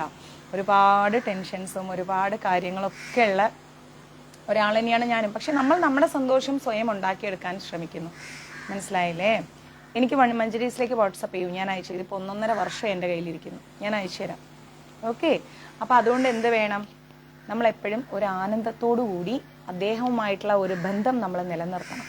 അങ്ങനെ അങ്ങനെ അങ്ങനെ അങ്ങനെ അങ്ങനെ അങ്ങനെ നമുക്ക് ഭൗതികമായിരിക്കുന്ന മെറ്റീരിയൽ വേൾഡിൽ ഉണ്ടായിരിക്കുന്ന പല ആസക്തികളിൽ നിന്ന് നമുക്ക് ഡിസ്കണക്റ്റ് ആവാൻ ശ്രമിക്കും. ഇനി ഒരു കാര്യം അറിയാമോ, ഈ ബോക്സ് ഉണ്ടല്ലോ, ഇതിൻ്റെ ഒരു സ്പെയർ ഞാനിവിടുന്ന് യാത്ര പോകുമ്പോൾ കൊണ്ടുപോകും. എന്നിട്ട് ഇപ്പം തിരുപ്പതിയിൽ നമ്മൾ ചെല്ലുന്നുണ്ട്, അപ്പം നമ്മൾ റൂം എടുക്കില്ല, അവിടെ നമ്മൾ പ്ലേ ചെയ്തുകൊണ്ടേയിരിക്കും. ഇനി അത് കഴിഞ്ഞ് കാലിക്കറ്റ് ഒക്കെ പോകണമെങ്കിൽ ഞാൻ അവിടെ എന്താ പറയുക പ്ലേ ചെയ്തുകൊണ്ടേയിരിക്കും. ഇങ്ങനെ ഇങ്ങനെ ഇങ്ങനെ ഇങ്ങനെ ഇങ്ങനെ നമ്മൾ എവിടെയൊക്കെ എത്തുന്നോ അവിടെയൊക്കെ ഞാനിത് ക്യാരി ചെയ്യും. ഇതിൻ്റെ ഒരു സ്പെയർ ഉണ്ടാവും എൻ്റെ കയ്യിൽ. ബാക്കി ഇതിവിടെ ഇങ്ങനെ പ്ലേ ചെയ്തുകൊണ്ടിരിക്കും. ഇവിടെ ഇത് കണ്ടില്ലെങ്കിൽ അപ്പുറത്തെ വീട്ടുകാരും മേലെയുള്ളവരൊക്കെ പറയും, അയ്യോ അതെന്താ ഓഫായി പോയത്. ഞാൻ ഇൻവെർട്ടർ വെച്ചത് കാരണം അതും കൂടി ഇതിനെ കണക്ട് ചെയ്തിട്ടുണ്ട്. അപ്പോൾ 24 hours ഇതിങ്ങനെ പോയിക്കൊണ്ടേയിരിക്കും. ക്ലാസ് എടുക്കുമ്പോൾ മാത്രമാണ് ഇത് ഓഫ് ചെയ്യുന്നത്. കാരണം ഭഗവാന്റെ നാമത്തിലൂടെ നമുക്ക് യാത്ര ചെയ്യാം. ആ നാമം സദാ കേട്ടുകൊണ്ടിരിക്കുക എന്ന് പറയുന്നതിനേക്കാളും വലിയൊരു ആനന്ദം നമുക്ക് വേറെ ഇല്ല. അപ്പോൾ ഇവിടെ എന്താ പറഞ്ഞതെന്നറിയാമോ, ഭഗവാനുമായിട്ടുള്ള ആ ഒരു ബന്ധത്തിൽ കൃഷ്ണനെ പറ്റി എപ്പോഴും ചിന്തിക്കണം. നിമിഷ നേരം പോലും നമ്മൾ മറന്നു പോകരുത്. ഭഗവാനിൽ മനസ്സ് ഏകാഗ്രമാക്കുന്നതിന് സമാധി എന്ന് പറയുന്നു. ഏകാഗ്രമാക്കിയിരിക്കാൻ വേണ്ടിയിട്ട് ബാഹ്യ വിഷയങ്ങളിൽ നിന്ന് നമ്മൾ അകലണം. അതിന് ഭഗവാന്റെ നാമം എപ്പോഴും ശ്രവിക്കണം. ആത്മസാക്ഷാത്കാരത്തിന് വിലങ്ങുതടിയായി നിൽക്കുന്ന ചുറ്റുപാടുകളെ ഉപേക്ഷിക്കണം. ആത്മസാക്ഷാത്കാരത്തിന് തടസ്സം നിൽക്കുന്ന സാഹചര്യങ്ങളെ നമ്മൾ ഉപേക്ഷിച്ചിട്ട് അനുകൂലമായിരിക്കുന്നവയൊക്കെ സ്വീകരിക്കാൻ നമ്മൾ ശ്രദ്ധിക്കണം. അനുകൂലമായിരിക്കുന്നത് എങ്ങനെയാണ് നമ്മൾ സ്വീകരിക്കുക? ഭഗവാന്റെ നാമങ്ങൾ കേൾക്കുക, ഭഗവാന്റെ കഥകൾ കേൾക്കുക, ഭഗവാനെ കുറിച്ച് സംസാരിക്കുന്നവരുമായിട്ട് ബന്ധം പുലർത്തുക, ഈശ്വരന്റെ കാര്യങ്ങൾ ചെയ്യാൻ ശ്രമിക്കുക, ഒപ്പം നമ്മുടെ കടമകൾ നമ്മൾ ചെയ്യുക. അങ്ങനെ ഭഗവാനുമായിട്ടുള്ള ഒരു ആത്മബന്ധം നമ്മൾ ഉണ്ടാക്കിയെടുക്കണം. അതിനുവേണ്ടി നമുക്ക് എന്തെല്ലാം നമ്മുടെ ചുറ്റുപാടുകളിൽ മാറ്റം വരുത്താൻ സാധിക്കുമോ അതെല്ലാം നമ്മൾ മാറ്റം വരുത്തണം. ഓക്കെ. ഉടമസ്ഥതാ ബോധത്തിൽ കുടുങ്ങിക്കളയുന്ന അനാവശ്യങ്ങളായിരിക്കുന്ന ഭൗതിക വസ്തുക്കളുടെ പിറകെ പോവില്ല എന്ന് ദൃഢനിശ്ചയം നമുക്കുണ്ടാവണം. ഭൗതികമായിരിക്കുന്ന ഒന്നിന്റെ പിന്നാലെ നമ്മൾ ഓടണ്ട. നമുക്ക് കിട്ടാനുള്ളതാണെങ്കിൽ നമുക്ക് കിട്ടും. മഴയാണോ? നല്ല ചൂട്. നമുക്ക് കിട്ടാനുള്ളതാണെങ്കിൽ നമുക്ക് കിട്ടും. നമുക്ക് കിട്ടാത്തതാണ് എങ്കിൽ നമുക്ക് കിട്ടൂല. നമ്മൾ അതിൽ പോയി ടെൻഷൻ അടിക്കണ്ട. അതൊരു വിവാഹമായാലും ശരി, ഒരു സന്താനമായാലും ശരി, ഒരു വീടായാലും ശരി, എന്താണെങ്കിലും ശരി, നമ്മളുടെ കൈകളിൽ എത്തണോ നമ്മുടെ കൈകളിലെത്തും. നമ്മളിൽ നിന്ന് അകലേണ്ടതാണോ അത് അകന്ന് തന്നെ പോകും. അതേക്കുറിച്ചൊന്നും ഓർത്ത് നമ്മൾ ജീവിതവും സമയവും കളയരുത്. ഓക്കെ. നേരിട്ട് കൃഷ്ണാവബോധ പ്രവർത്തനത്തിൽ ഏർപ്പെടുന്നവരിൽ ഈ മുൻകരുതലുകൾ, പൂർണ്ണതകൾ എല്ലാം ഉണ്ടാവും. ഭഗവാനുമായിട്ടൊരു ആത്മബന്ധം സ്ഥാപിക്കുന്ന ഒരു വ്യക്തിയുടെ ഉള്ളിൽ എപ്പോഴും ഇങ്ങനെയുള്ള കാര്യങ്ങളെല്ലാം വരും എന്നുള്ള കാര്യത്തിൽ സംശയമേ ഇല്ല. പിന്നെന്താ പറയുന്നത്? ഈ ഭൗതിക ലോഭങ്ങൾക്ക് ഏറെ ഒന്നും ഇടവെക്കാതെ സ്വാർത്ഥ പരിത്യാഗത്തെ നേരിട്ടുള്ളതിനെ കൃഷ്ണാവബോധം എന്ന് പറയുന്നു. സിമ്പിളായിട്ട് പറയുകയാണെങ്കിൽ മെറ്റീരിയൽ ആയിരിക്കുന്ന ഈ വേൾഡിൽ, അതായത് ഈ ഭൗതിക ലോകത്തുള്ള ഓരോരോ കാര്യങ്ങളിൽ മനസ്സൊന്നും അധികം അങ്ങ് ഇമ്പോർട്ടൻസ് കൊടുക്കാതെ നമ്മൾ ഭഗവാന്റെ ലോകത്ത് ജീവിക്കാൻ ശ്രമിക്കുകയാണെങ്കിൽ നമുക്ക് കൃഷ്ണാവബോധം ലഭിക്കും. ഞാനിപ്പോൾ ഒരു എക്സാമ്പിൾ പറയുകയാണെങ്കിൽ, ഞാനത് എടുത്തു പറഞ്ഞ് അദ്ദേഹത്തിന്റെ മനസ്സിനെ മുറിപ്പെടുത്തുന്നതല്ല, ഓർമ്മകളിലേക്ക് തിരിച്ചു വിടുന്നതുമല്ല. കുറച്ച് ഒരു മാസം 1.5 മാസം മുന്നേ ഞാൻ ഗുരുവായൂരിൽ വെച്ച് നമ്മുടെ മിലിറ്ററി ഓഫീസർ ശ്രീകണ്ഠൻ പ്രഭുവിനെ ഫാമിലിയെയും കാണാനിടയായി. കണ്ടപ്പോൾ അദ്ദേഹത്തിന്റെ ഭാര്യ, മകൻ, ഞാനിങ്ങനെ ചോദിച്ചു, അങ്ങേക്ക് ഒരു മകനേ ഉള്ളൂ എന്ന് ചോദിച്ചു. അദ്ദേഹം എന്നോട് നേരത്തെ ഈ കാര്യങ്ങളെല്ലാം പറഞ്ഞിരുന്നു, പക്ഷെ എൻ്റെ ഓർമ്മകളിൽ അത് ഉണ്ടായിരുന്നില്ല. ഒരു മകൻ ഉണ്ടായിരുന്നു. ആ കുട്ടി ആ കുടുംബത്തെ വിട്ടുപോയി. ദാറ്റ് മീൻസ് ഭഗവാന്റെ ലോകത്തേക്ക് പോയി. എന്നിട്ടും അദ്ദേഹം ഭഗവാനെ മുറുകെ പിടിക്കുന്നത് കണ്ടപ്പം ശരിക്കും പറഞ്ഞാൽ എനിക്ക് അത്ഭുതം തോന്നി. ആലോചിച്ച് നോക്കണം. അദ്ദേഹത്തിന്റെ ഭാര്യയും സഹോദരനും അവരുടെ ഓരോ നിമിഷങ്ങളിലും ആ കുഞ്ഞിനെ കുറിച്ചുള്ള ഓർമ്മകളാണ്. പക്ഷേ അവരുടെ ഓരോ സെക്കൻഡുകളിലും കൃഷ്ണനാമങ്ങളാണ്. അവരുടെ ലക്ഷ്യം എന്താണെന്ന് വെച്ചാൽ കൃഷ്ണന്റെ അടുത്ത് എത്ര നേരം ഇരിക്കാൻ പറ്റും, അതേക്കുറിച്ചാണ് അവരുടെ സംസാരവും ചിന്തയൊക്കെ. ശരിക്കും പറഞ്ഞാൽ ഞാൻ അത്ഭുതപ്പെട്ടു. കാരണം അത്രയും നമ്മൾ അങ്ങോട്ടേക്ക് മകൾ എന്ന് പറയുന്നതൊക്കെ നമ്മുടെ ഹൃദയത്തിന്റെ ഒരു ഭാഗമാണല്ലേ. അത് നഷ്ടപ്പെട്ടിട്ടും അവർ ആ ഗുരുവായൂരപ്പനെ കുറിച്ച് ഒരു നിരാശയോടുകൂടിയുള്ള ഒരു വാക്ക്, ഞാൻ അവരുടെ വാക്കുകളിൽ ഓരോ വേർഡ്സും ഞാൻ ശ്രദ്ധിച്ചു. എവിടെയും അവർക്ക് ആ നിരാശ വന്നിട്ടില്ല. അവരെന്താ പറഞ്ഞെന്നറിയോ? ഭഗവാൻ അറിയാതൊന്നും നടക്കുന്നില്ല. ഞാനും എൻ്റെ മകനും ഒക്കെ ഒരു ജീവാത്മാക്കളല്ലേ മാതാജി. അദ്ദേഹം ചിന്തിക്കുന്നു ഇത്ര സമയം വേണമെന്ന്, അത്ര സമയം നമ്മളെ നോക്കാൻ ഏൽപ്പിച്ചു. സമയം കഴിഞ്ഞപ്പം അദ്ദേഹം തിരിച്ചു കൊണ്ടുപോയി. അദ്ദേഹത്തിന്റെ തീരുമാനമല്ലേ നടക്കേണ്ടത്. അപ്പൊ എത്രമാത്രം ഭഗവാനും ഭഗവാന്റെ വാക്കിനും അവർ വില കൊടുത്തിരിക്കുന്നു. പൊതുവേ ഒരു 80% 90% ആളുകൾ എന്താ, ഭഗവാനേ നീ എന്നോട് ഇത് ചെയ്തില്ലേ എന്ന് പറഞ്ഞ ഉടനെ ഭഗവാനെ അങ്ങ് കുറ്റപ്പെടുത്തും. അപ്പം യഥാർത്ഥത്തിൽ ഭഗവാനുമായ ഒരു ആത്മബന്ധം സൂക്ഷിച്ചവർക്ക് മാത്രമേ ഇങ്ങനെ ചിന്തിക്കാൻ സാധിക്കൂ. ഭഗവാനെ കുറ്റപ്പെടുത്താൻ നമുക്ക് ആർക്കും നിർവാഹമില്ല. എന്ത് കാര്യത്തിന്റെ പുറത്താണെങ്കിലും ശരി, കുറെയൊക്കെ നമ്മുടെ കർമ്മഫലം കൊണ്ടാണ് നമ്മൾ അനുഭവിക്കുന്നത്, കുറെയൊക്കെ അദ്ദേഹത്തിന്റെ തീരുമാനങ്ങളാണ്. അപ്പോ എന്ത് തന്നെ ആയാലും നമ്മൾ അദ്ദേഹത്തെ മനസ്സിലാക്കുന്നിടത്താണ് നമ്മുടെ വിജയം കൈവരിക്കാൻ സാധിക്കും, കൃഷ്ണാവബോധം വളരുന്നത്. കഴിഞ്ഞ ദിവസം ഒരു മാതാജി, ഇല്ലല്ലേ ഞാൻ ഇനി ഗുരുവായൂരപ്പനെയൊന്നും പ്രാർത്ഥിക്കില്ല, ഞാൻ യഹോവയിലേക്ക് ചേർന്നു. എനിക്ക് എന്ത് നേട്ടം? ഭഗവാനെ പ്രാർത്ഥിച്ചു. നേട്ടത്തിനാണോ ഭഗവാനെ പ്രാർത്ഥിക്കുന്നത്? അല്ല. ഈ ജന്മമെങ്കിലും ഒന്ന് രക്ഷപ്പെടാൻ വേണ്ടി ഭഗവാൻ തന്നിരിക്കുന്നതാണ് ഈ ഒരു ജന്മത്തെ. ആ ജന്മത്തെ പോലും മനസ്സിലാക്കാതെ നേട്ടങ്ങളുടെ പിന്നാലെ ഓടുകയാണെങ്കിൽ ഇതുപോലൊരു അനേകായിരം ജന്മങ്ങൾ നമ്മളെ കാത്തിരിക്കുന്നുണ്ട്. വല്ല ആവശ്യമുണ്ട്?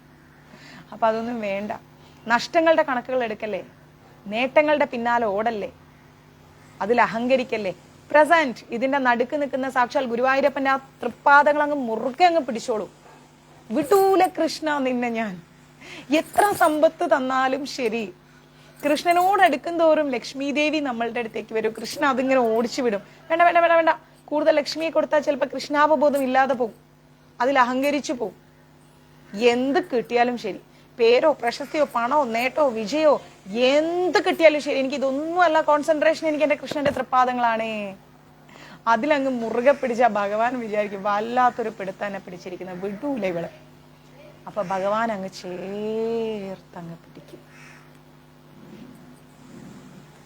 അങ്ങ് ചേർത്തങ്ങൊരു പിടുത്തമുണ്ട്. ഭഗവാനെ നമ്മൾ ഉപേക്ഷിക്കുമോ എന്നറിയാൻ വേണ്ടി ഭഗവാൻ നമ്മളിൽ നിന്ന് സമസ്തവും അങ്ങ് ഒഴിവാക്കും. എന്നിട്ടും ഭഗവാനെ നമ്മൾ ഒഴിവാക്കുന്നില്ല എങ്കിൽ അവിടെ നമുക്ക് മനസ്സിലാക്കാം ഭഗവാൻ നമ്മൾക്ക് എത്ര പ്രിയപ്പെട്ടതാണെന്ന് നമ്മൾ മനസ്സിലാക്കി കഴിയുമ്പോൾ ഒരു കാരണവശാലും നമുക്ക് ഭഗവാനെ ഉപേക്ഷിക്കാൻ കഴിയില്ല. ഒരിക്കലും നമുക്ക് ഉപേക്ഷിക്കാൻ കഴിയില്ല. ആ ഭഗവാന്റെ ആ ഒരു വലിയ അനുഗ്രഹത്തിനായിട്ട് നമ്മൾ എന്ത് ചെയ്യണം? നമ്മൾ ഭഗവാനുമായിട്ട് ഒരു ആത്മബന്ധം നമ്മൾ സ്ഥാപിച്ചെടുക്കണം. ഈ ആത്മബന്ധത്തിലാണ് കൃഷ്ണാവബോധം നിലനിൽക്കുന്നത്. അതർവൈസ് കൃഷ്ണാവബോധം ഇല്ല നമ്മുടെ ജീവിതത്തിൽ. നമ്മൾ നേട്ടങ്ങളുടെ പിന്നാലെയാണ് ഓടിക്കൊണ്ടിരിക്കുന്നത്. ഇല്ലായ്മകളുടെ കണക്ക് പറയാനാണ് ക്ഷേത്രങ്ങളിൽ ചെല്ലുന്നത്, അല്ലാതെ നാരായണ നാമം ജപിക്കാനല്ല. അങ്ങനെ നമ്മൾ ഇല്ലായ്മകളുടെ കണക്കുകളെല്ലാം വിട്ടെറിഞ്ഞ് നമ്മൾ ആ കൃഷ്ണന്റെ തൃപ്പാദങ്ങൾ അങ്ങ് മുറുകെ പിടിച്ചു കഴിയുമ്പോൾ, കാലങ്ങൾ കഴിയുമ്പോൾ കൃഷ്ണൻ നമ്മളെ അങ്ങ് ചേർത്ത് പിടിക്കും. കുറേ ജന്മങ്ങൾ കഴിയുമ്പോൾ കൃഷ്ണൻ തന്നെ ആലോചിക്കും, എന്തുമാത്രം നഷ്ടങ്ങൾ ഞാൻ കൊടുത്തു, എത്രമാത്രം വേദനകളിലൂടെ കടന്നു വന്നു, എന്നിട്ടും എൻ്റെ നാമം കൈവിട്ടില്ലല്ലോ. അപ്പോൾ ഞാൻ നേരിട്ട് കൊണ്ടുപോകണമെന്ന് കൃഷ്ണൻ വിചാരിച്ച് കൃഷ്ണൻ എന്ത് ചെയ്യും? നേരിട്ട് നമ്മളെ കൊണ്ടുപോകും, പൂന്താനത്തെ കൊണ്ടുപോയതുപോലെ. ആ ഒരു യാത്രയ്ക്കാണ് നമ്മൾ നമ്മുടെ ജീവിതം സമർപ്പിക്കേണ്ടത്. അല്ലാതെ നേട്ടങ്ങളുടെ കണക്കുകളുടെ പിന്നാലെ പോകാനും നഷ്ടങ്ങളുടെ കുറവുകൾ പറയാനും വേണ്ടി ആവരുത് ഹരേ കൃഷ്ണ നാമം ജപിക്കേണ്ടത്. ഇതൊന്നും നമ്മളെ സ്വാധീനിക്കുന്നില്ല. കൃഷ്ണൻ മാത്രം, ഒരേ ഒരു ലക്ഷ്യം കൃഷ്ണൻ, കൃഷ്ണനാമം, കൃഷ്ണമയമായിരിക്കുന്ന ചിന്തകൾ, അതാണ് വേണ്ടത്.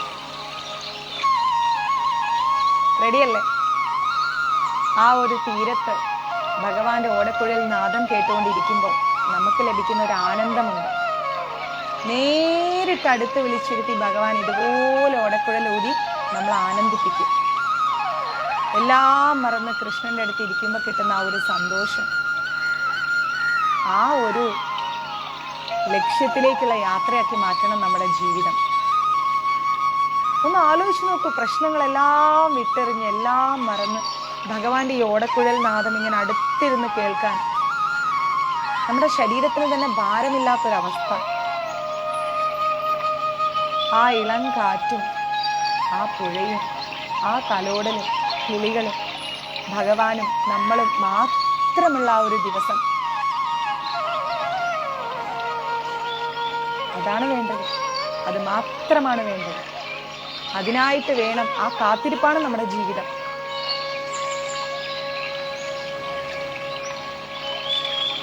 ആ കാത്തിരിപ്പിലേക്കുള്ളൊരു യാത്രയാണിത്. ഇവിടെ നേട്ടങ്ങളില്ല, നഷ്ടങ്ങളില്ല, ചിന്തകളില്ല, ആകുലതകളില്ല, ആദിവ്യാധികളൊന്നുമില്ല. ഭഗവാൻ എന്ന് പറയുന്ന ആ ഒരു ലക്ഷ്യം മാത്രം. നമുക്ക് പോണം, ഭഗവാന്റെ അടുത്തേക്ക് പോണം.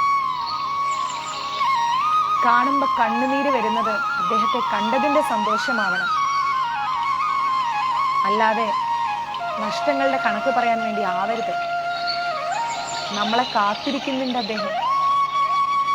എത്രയോ ജന്മങ്ങൾ നമ്മൾ എടുക്കാൻ വിധിക്കപ്പെടുമ്പോൾ ഇനിയെങ്കിലും ഇങ്ങനെ ജന്മമെടുക്കാതെ എന്നെ മനസ്സിലാക്കി എൻ്റെ അടുത്തേക്ക് വന്നുകൂടെ നിനക്ക് എന്ന് ചോദിക്കുന്ന ഒരാളുണ്ട്, സാക്ഷാൽ ഗുരുവായൂരപ്പൻ. അതിനുവേണ്ടി ഇന്നു മുതൽ നമ്മുടെ ഓരോ കാൽ ചുവടുകളും ആ യാത്രയിലേക്ക് അടിക്കണം. എന്തൊക്കെ അവസ്ഥകൾ നമുക്കുണ്ടായാലും അതെല്ലാം നമ്മൾ അനുകൂലമാക്കി മാറ്റണം ആ ഒരു നാമത്തിലൂടെ. ഹരേ കൃഷ്ണ.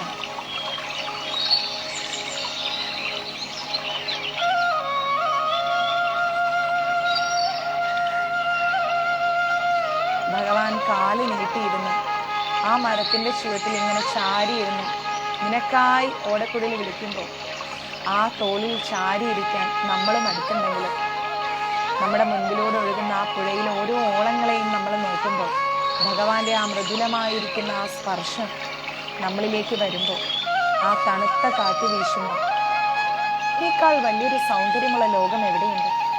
ഇതിനേക്കാൾ വല്ല ആനന്ദം നൽകുന്ന സമയം എവിടെയുണ്ട്?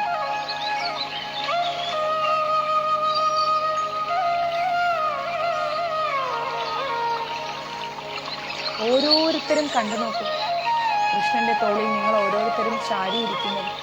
അറിയാതെ നിങ്ങളുടെ കണ്ണിൽ നിന്ന് ഒരു കണ്ണുനീര് വരില്ലേ?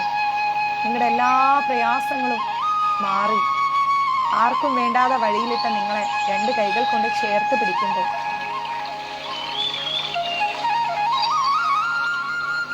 ഭഗവാൻ നമ്മുടെ അടുത്തുണ്ടാവുമ്പോൾ, ഈ സമസ്ത ലോകങ്ങളും നിന്നെ ഉപേക്ഷിച്ചാലും ഞാൻ നിന്നെ ഉപേക്ഷിക്കില്ല എന്ന വാക്ക് പൂർണ്ണതയിലെത്തുന്ന ആ നിമിഷം,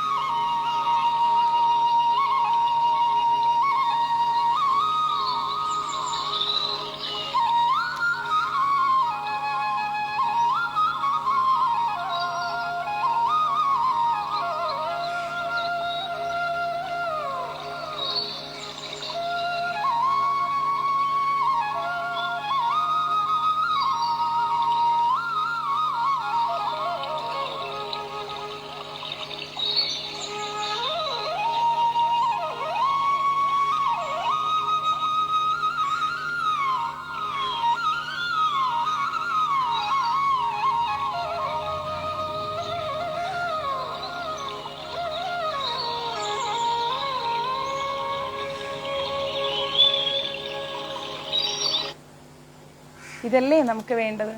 എത്ര മനോഹരമായിരിക്കും നമ്മുടെ അവസ്ഥ അല്ലേ? ഇങ്ങനെ നമ്മുടെ നിമിഷങ്ങൾ ഓരോന്നും കൃഷ്ണമയമാക്കി മാറ്റണം. ഞാനിങ്ങനെയൊക്കെയാണ് കേട്ടോ. നിങ്ങളും ഇതുപോലെയൊക്കെ ആവണം എന്നാണ് എൻ്റെ ആഗ്രഹം. ആവില്ലേ?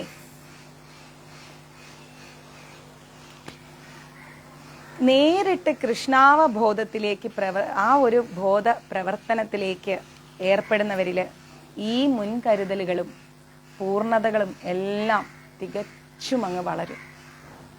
ഈ ഭൗതിക ലോഭങ്ങൾക്ക് ഏറെ ഒന്നും ഇടവെക്കാതെ, ഈ ഭൗതികമായിരിക്കുന്ന ലോകത്തിൽ നമ്മൾ ഒന്നിനെക്കുറിച്ചും കൂടുതൽ ചിന്തിക്കാതെ സ്വാർത്ഥ പരിത്യാഗം എന്ന് പറയുന്നതിനെ കൃഷ്ണാവബോധമാക്കി നമ്മൾ മാറ്റണം.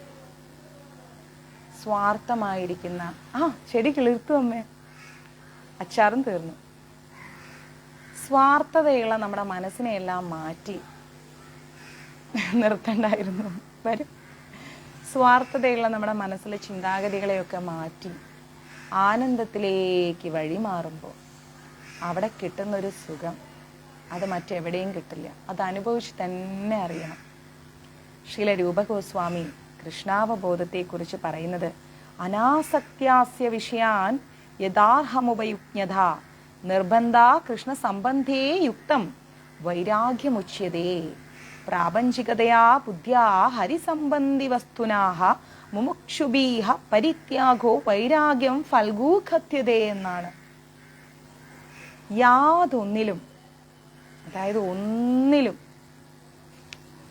ആസക്തിയില്ലാതെ അതേസമയം കൃഷ്ണനുമായി ബന്ധമുള്ള ഏതിനെയും സ്വീകരിച്ചുകൊണ്ട് ഉത്തമമായിരിക്കുന്ന ഒരു സ്ഥിതി നേടിയ ഒരാൾ മമതാബന്ധങ്ങളെ അതിക്രമിച്ചിരിക്കുന്നു എന്നാണ് പറയുന്നത്.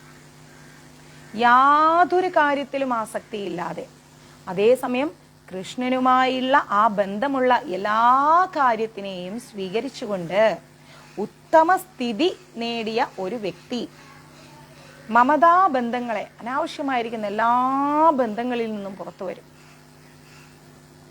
മറിച്ച് സർവവിഷയങ്ങളെയും, എല്ലാ വിഷയങ്ങളെയും കൃഷ്ണനോട് ബന്ധപ്പെട്ടതാണെന്ന് അറിയാതെ ഉപേക്ഷിച്ചു കഴിഞ്ഞാൽ പരിത്യാഗം എന്ന് പറയുന്നത് ഒരു പൂർണ്ണമല്ല. ഇത് കൃത്യമായി പറഞ്ഞിരിക്കുന്നത് ഭക്തിരസാമൃത സിന്ധുവിലാണ്. അത് ഞാൻ നിങ്ങൾക്ക് ഭക്തിരസാമൃത സിന്ധു കുറച്ച് കഴിയുമ്പോൾ എടുത്തുതരാം. നമ്മുടെ ഈ ഒരു തിരക്ക് പിടിച്ച സമയം നോക്കട്ടെ. എല്ലാത്തിലും നമ്മൾ കൃഷ്ണനെ കാണാൻ സാധിച്ചു കഴിഞ്ഞാൽ നമുക്കൊന്ന് വലുത് ഒന്ന് ചെറുതെന്ന് പറയാൻ പറ്റൂല. എല്ലാം കൃഷ്ണമയമായിരിക്കും. എന്നാൽ നമുക്ക് എല്ലാത്തിലും കൃഷ്ണനാണ് നമുക്ക് വലുത് എന്ന് മനസ്സിലാക്കി കഴിഞ്ഞാൽ നമുക്ക് എപ്പോഴെന്തായി ജീവിതത്തിൽ ഒരു ആനന്ദം നേടാൻ സാധിക്കും. മനസ്സിലാവുന്നുണ്ടോ?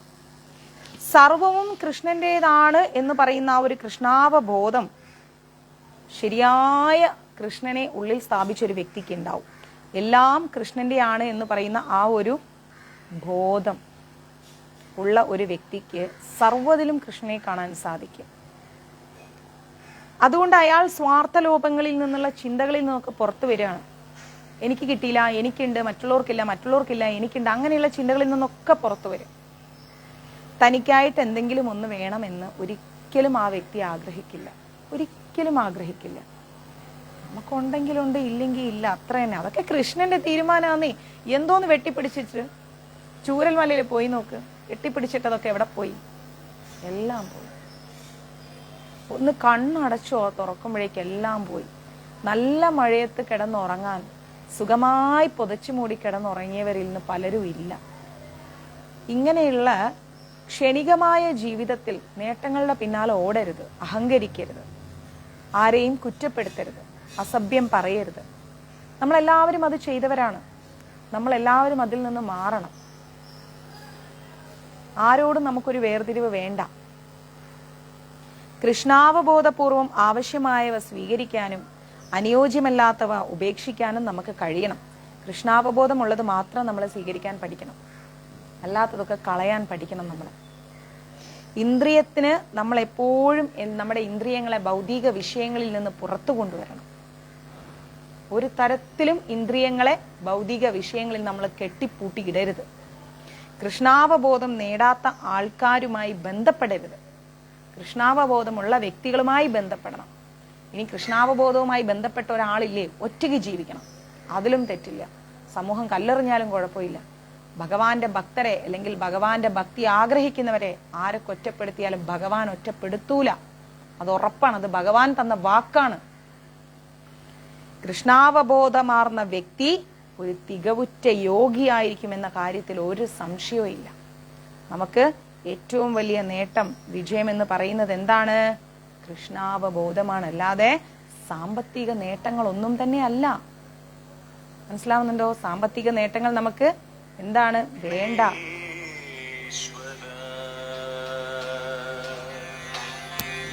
ഹരേ കൃഷ്ണ. ഗണേശ്വര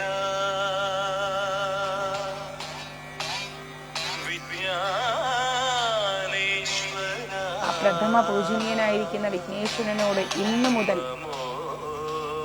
എല്ലാ വിഘ്നങ്ങളും മാറ്റി മുന്നോട്ട് പോകാൻ അപേക്ഷിച്ചുകൊണ്ട് വിധിയാൽ പാമരനാകും സത്യം കരുണാനിധി കനിഞ്ഞ നമ്മൾ വിധി കൊണ്ടാണ് അറിവില്ലാത്തവരായിപ്പോയത്. ജയ ഭഗവാനേ പണ്ഡിതനായിരിക്കുന്ന ആ ഭഗവാൻ നമുക്ക് അനുഗ്രഹം ചൊരിയട്ടെ. ഗണനായകനേ ജയ ജയ ജയ ജയ നാളത്തെ അഷ്ടമി രോഹിണി മുതൽ ഗജാനനേ നമുക്കൊരു പുതിയ ജീവിതം ഉണ്ടാവട്ടെ. കൃഷ്ണാവബോധത്തിൽ ഉറച്ചു നിൽക്കാൻ നമ്മളെ ഭഗവാൻ അനുഗ്രഹിക്കട്ടെ. ഹരേ കൃഷ്ണ. സർവം കൃഷ്ണാർപ്പണമസ്തു. പ്രഭുപാദ് കി ജയ്, ഗുരു മഹാരാജ് കി ജയ്, രാധാ പവനപുരേഷൻ കി ജയ്. സന്തോഷായില്ലേ? അപ്പോൾ നമുക്കിനി വൈകുന്നേരത്തെ ക്ലാസ്സിലേക്ക് കാണാം. ഓക്കെ. അതിനിടയിൽ സാധിച്ചാൽ മറ്റു തിരക്കുകളൊന്നും ഇല്ല എങ്കിൽ നമുക്ക് നാരായണീയം എടുക്കാം. ഓക്കെ. ഹരേ കൃഷ്ണ. എല്ലാവർക്കും നല്ലൊരു ദിവസം ആശംസിക്കുന്നു. ഇനി ആരെങ്കിലും തിരുപ്പതിയിലുള്ള അന്നദാനത്തിന് തരാനുണ്ടെങ്കിൽ എന്ത് ചെയ്യാം? പെട്ടെന്ന് തന്നെ 93 42 49 49 41 എന്ന നമ്പറിലേക്ക് ഒരു മെസ്സേജ് തരാം. ഓക്കെ. ഹരേ കൃഷ്ണ.